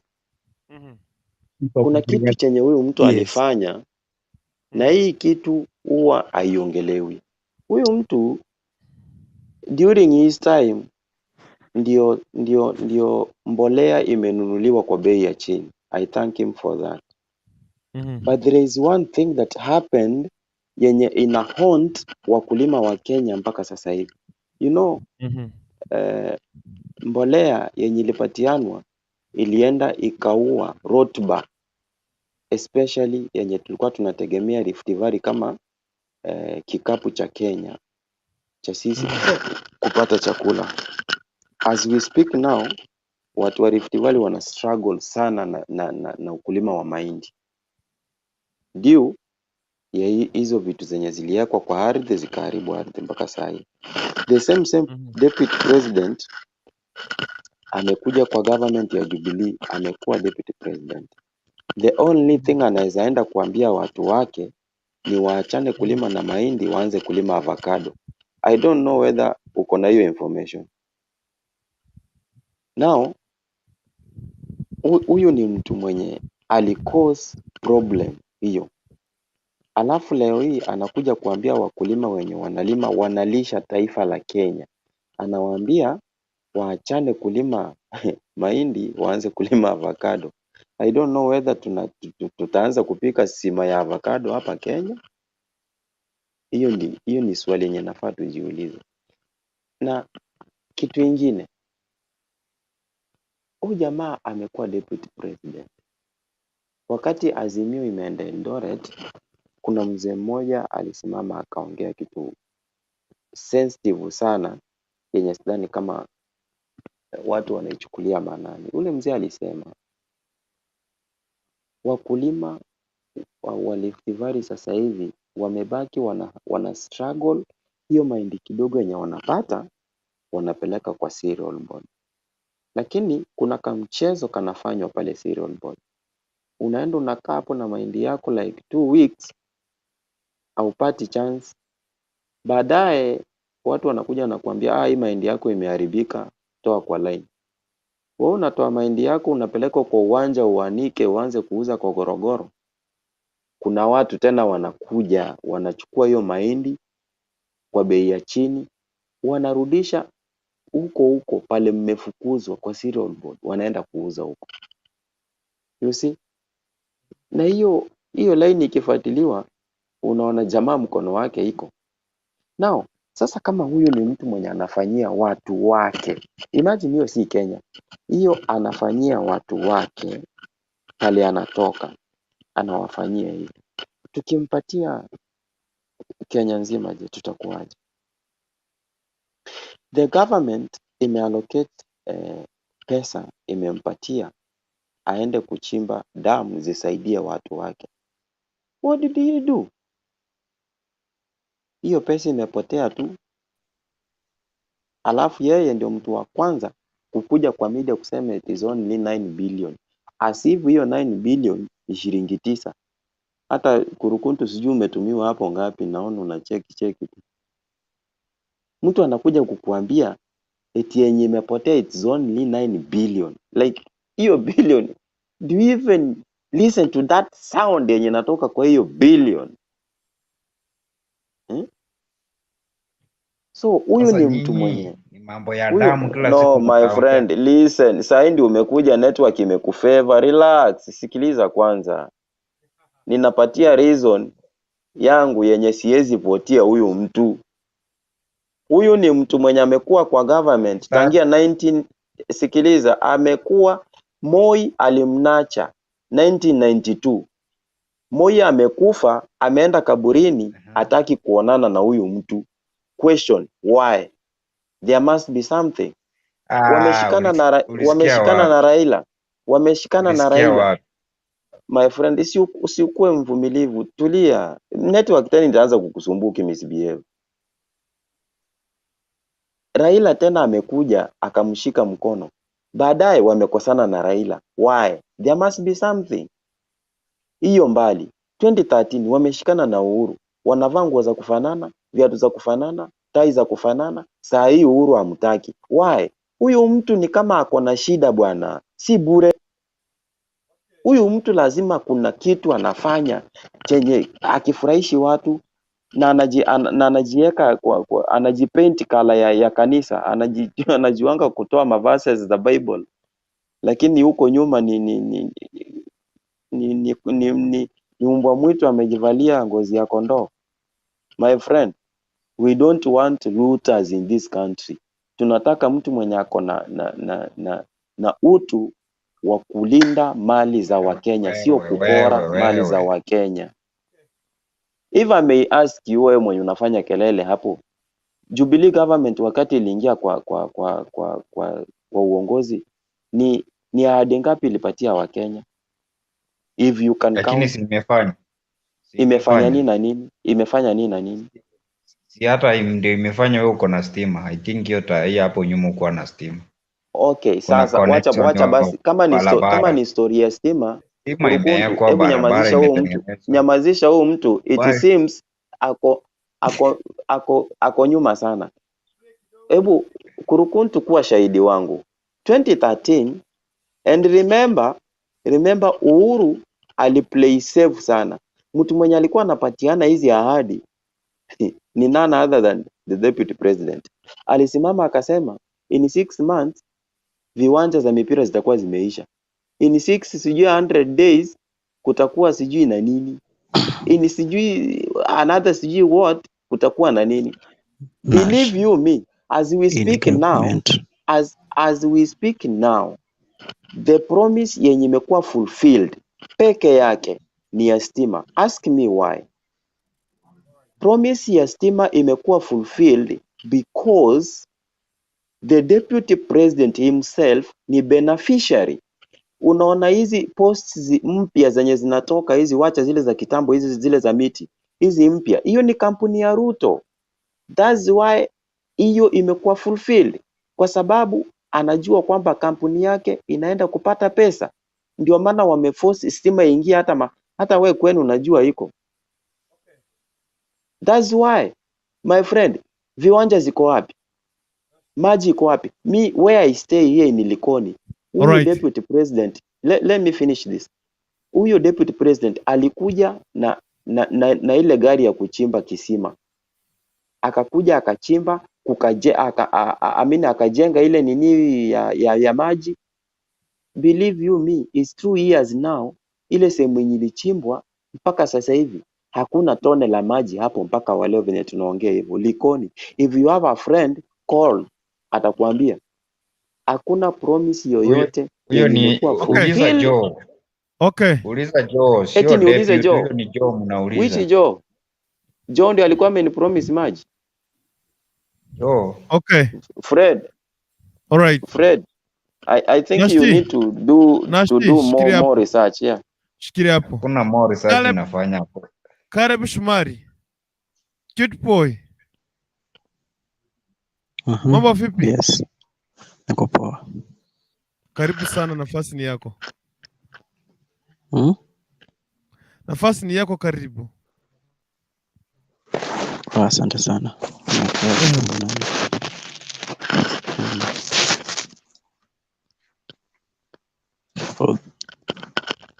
Kuchangia kwa mada kidogo. Karibu sana.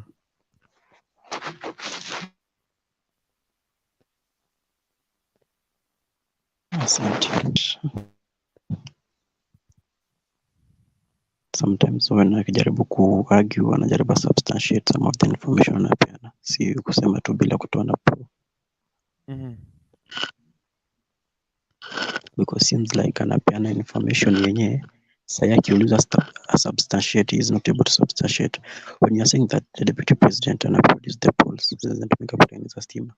Are we able to stand in a court of law no useme ni zake and give a proof of that? If you cannot, then you just say they are allegations. It's not an allegation, my friend. Do your research. Sima mic ya huyo bwana.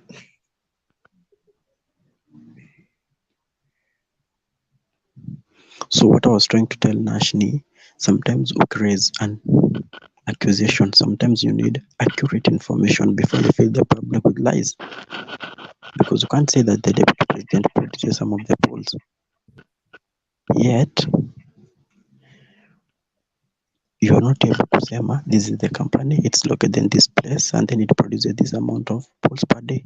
So sometimes I'm not sure if those allegations are true, unless you come to confirm them. Number two, I've heard you saying that the government, I don't know, the deputy has not been able to achieve the promises they made the Kenyans. Number one, remember, William Ruto and Uhuru, they had an agenda, they had a manifesto. So the DP was only appointed from the Jubilee coalition to present the manifesto of the party to the people. But hiyo manifesto haikuwa ni ya Ruto, kwani was it ilikuwa imeandikwa tag ya Ruto? So that somebody can say that Ruto has not enabled the government to achieve his manifesto. We sema Ruto hakuweka hiyo manifesto kwa sababu the manifesto was not for Ruto, it was for the Jubilee government. So ukijaribu kusema the government has not attained this manifesto but tunataka kutoa jina ya Uhuru Kenyatta, then you want to place the name of the deputy president William Ruto, I think you are going on the wrong side. Manifesto ilikuwa ni ya Jubilee, so when you are judging something, judge as Jubilee. I heard the other day Raila Odinga saying that the government of Jubilee has done a lot. He gives the credit to the president, but tries to criminalize and demonize the deputy president of the same government. Of course, after the handshake, I don't think the government has been able to do a lot of developments as they did in the first term. Nowadays, I can remember from 2013, 2017, Raila used to criticize Uhuru Kenyatta in every podium he would stand, trying to tell Kenyans how Uhuru Kenyatta and his family are thieves in this country. But today, believe me or not, Raila cannot stand in a podium and try to tell the same Kenyans that Uhuru is a thief. Why? Because those two people are now working together. If today you are very keen, you read the speech of Mohamed Ali, the member of Parliament of Nyali, when he was making the speech at Tononoka grounds. What did he say?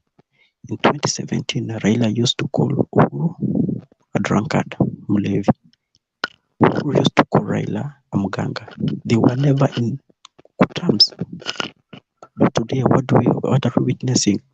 I'll just quote the same words that Mohamed Ali used.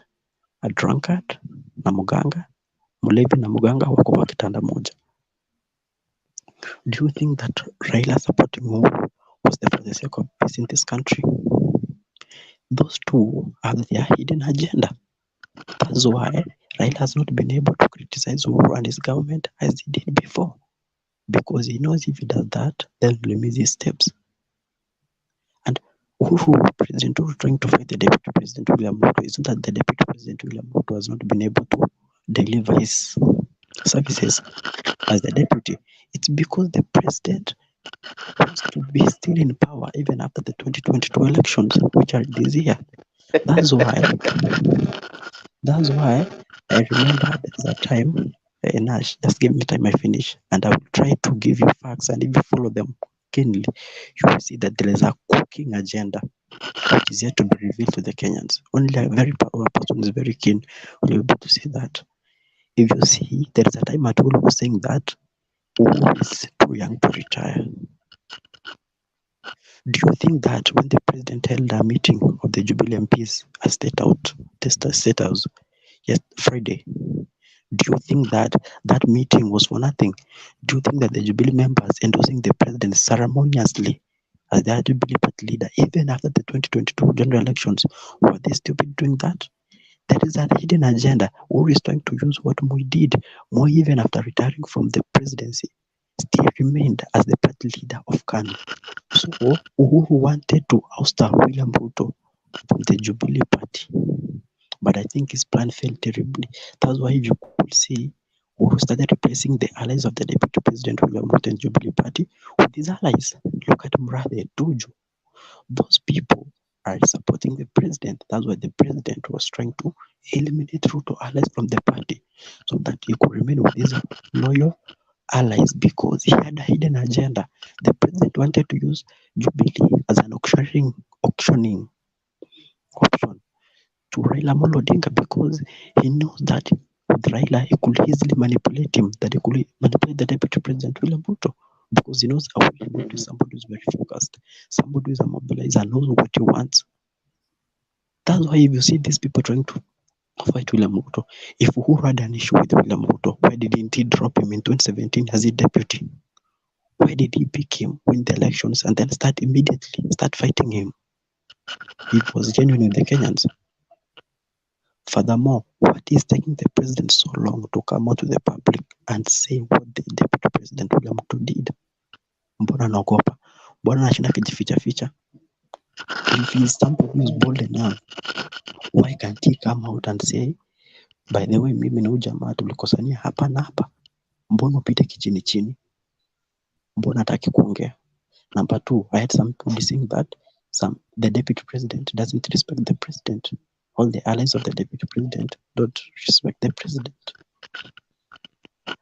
Yeah, I can see that to some extent. So those guys have been disrespectful to the president. But I'll ask this question: it's okay for the allies of the president to abuse the deputy, but it's not okay for the allies of the deputy to abuse the president. So I think even the president should call his allies to order, to ask them to respect the deputy, so that the deputy also can call his allies to order to respect the president. Okay. Right. Naona hapa ni kama nalemewa na usingizi, hii wiki yote haini. Hebu sinzia hapo, wewe uweke alarm. Ile tu nitafanya hivi, itabidi ni leave studio ndio ni watch. Takimu ni ruhusu Freddy ndiye atazungumza. Ongea kwa dakika 3, akimaliza tu mimi nitaenda broadcast ni watch hapa nyuma mkidiscuss. Hakuna mwenye atawauliza. Yes, Freddy. Freddy. Unaweza ongezea nini kabla sijaondoka hapa? Naongezea na kusema Karibu ameambia huyo Nazi maneno ya ukweli. Ya ukweli, kuna maswali nafaa nimuulize. Maneno gani ya ukweli amesema? Na ameenda. Asiarudi bwana, tena ameenda wapi? Sasa si unaona hii ndio shida yenu. Mi ni network inanisumbua, mi si yetu ni nini network. Unaona Nash ni what? Deputy President Moi hakumkataa aende kumufist. Ile ni propaganda ya Gideon na Uhuru. Acha kucheka. Hizo kwanza. Ongea bro, nakusikia. Ongea. Kusikia ni bure. Ongea tu. Kucheka pia ni bure. Nakumbuka wakiwa matanga yeye Biwott, Moi. Nakumbuka ni nani waliendorse mpaka Uhuru akikua. Ilikuwa around 2015 hapo. Walisema mwenye tunaona anaweza ongoza, anaweza endesha sisi wa Karenjini ni Ruto. Biwott aliongea kutoka mdomo wake. Sasa hivyo hakuna, alafu utaweza sema aje eti ni wapi Moi walikosania na Ruto. Ruto alimsaidia akagain 97 election tu akawapanga yeye na Uhuru Ruto akasapoti Uhuru. Hakuna mahali walikosania na Moi. Mwachane na propaganda mingi. Hakuna mahali bro, unajua, sikiliza. Wakati mtu anaongea, sikiliza huyo mtu anaongea nini, ndio hata wakati unakuja kuongea useme ile kitu amesema. Mimi ni swali nimeuliza.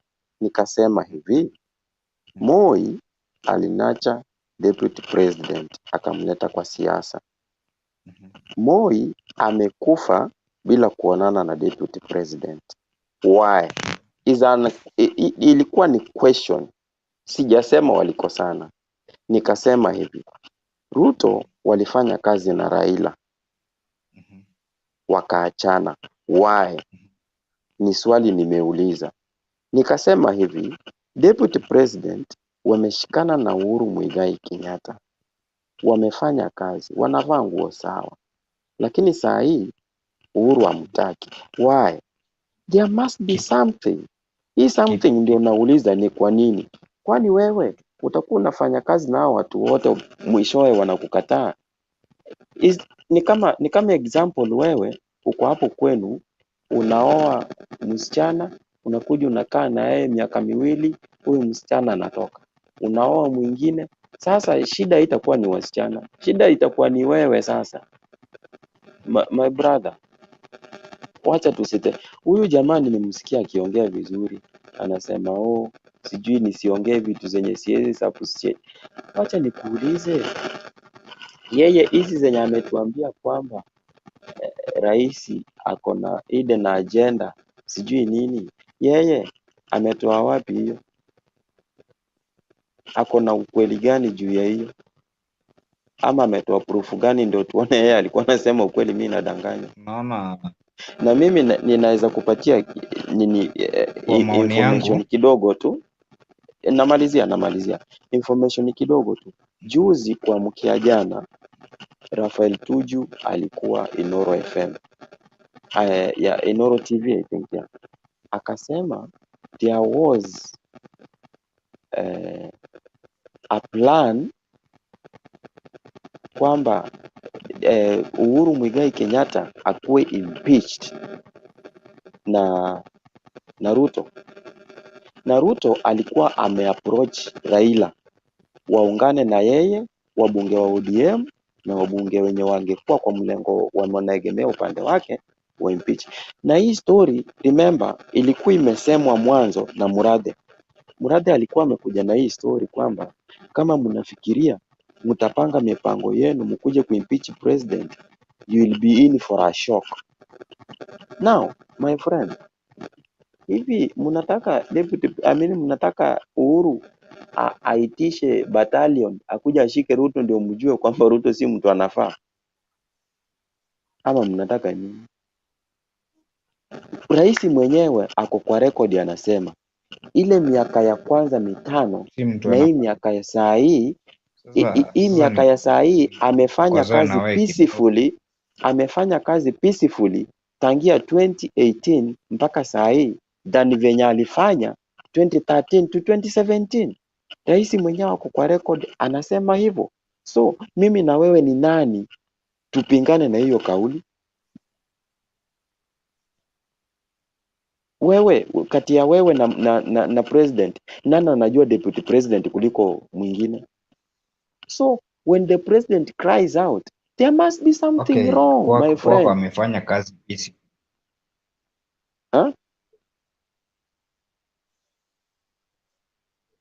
Hello? Now when the deputy cries out, they might something wrong with the president. The deputy amecry out kusema nini? Okay, hata mi nikwambie kitu mimi najua inafanya watu wakosa. Kitu hao watu wanakosania wawili. Unasikiza? Nakusikiza mimi, niko sawa. Kusema before it is reach a time the government It's on what? So uko hapa kuconfirm unabii wa Orengo. Sasa then wakakuja wakasema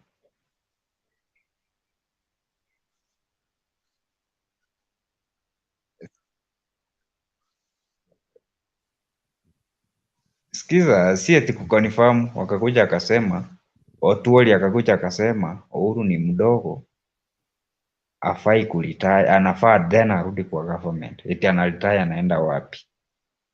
Najua ndio struggle walitumia kuconfuse Uhuru. Then hii kuconfuse Uhuru akaona kumbe uongozi ni tamu, wachenji katiba.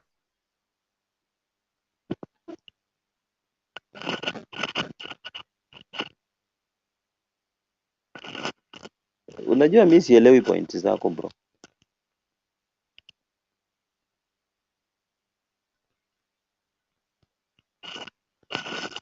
Hello. Haya. Amepotea tena. Kukukuntu, mimi naona leo tuko na shortage ya wabunge wa Freddy amerudi. Ndio network inanisumbua by the. Sasa kitu hao watu wawili walienda kukaa, kitu waliongea sisi wote hatujui, hata wewe hujui kitu, na ndio wakakuja na bibi yake. Hapo ndio mahali walianza kukosania na Ruto, kuchange constitution. Ndio mahali walianza, president na deputy walianza kukosania. Sasa hawa watu wanapigana kwa madaraka, si eti ni kitu ingine, eti deputy ni mwizi. Hata Uhuru ni mwizi, ni kuchange constitution, waleta hizi vitu. Unajua is there any problem? Hakuna mahali ungezuia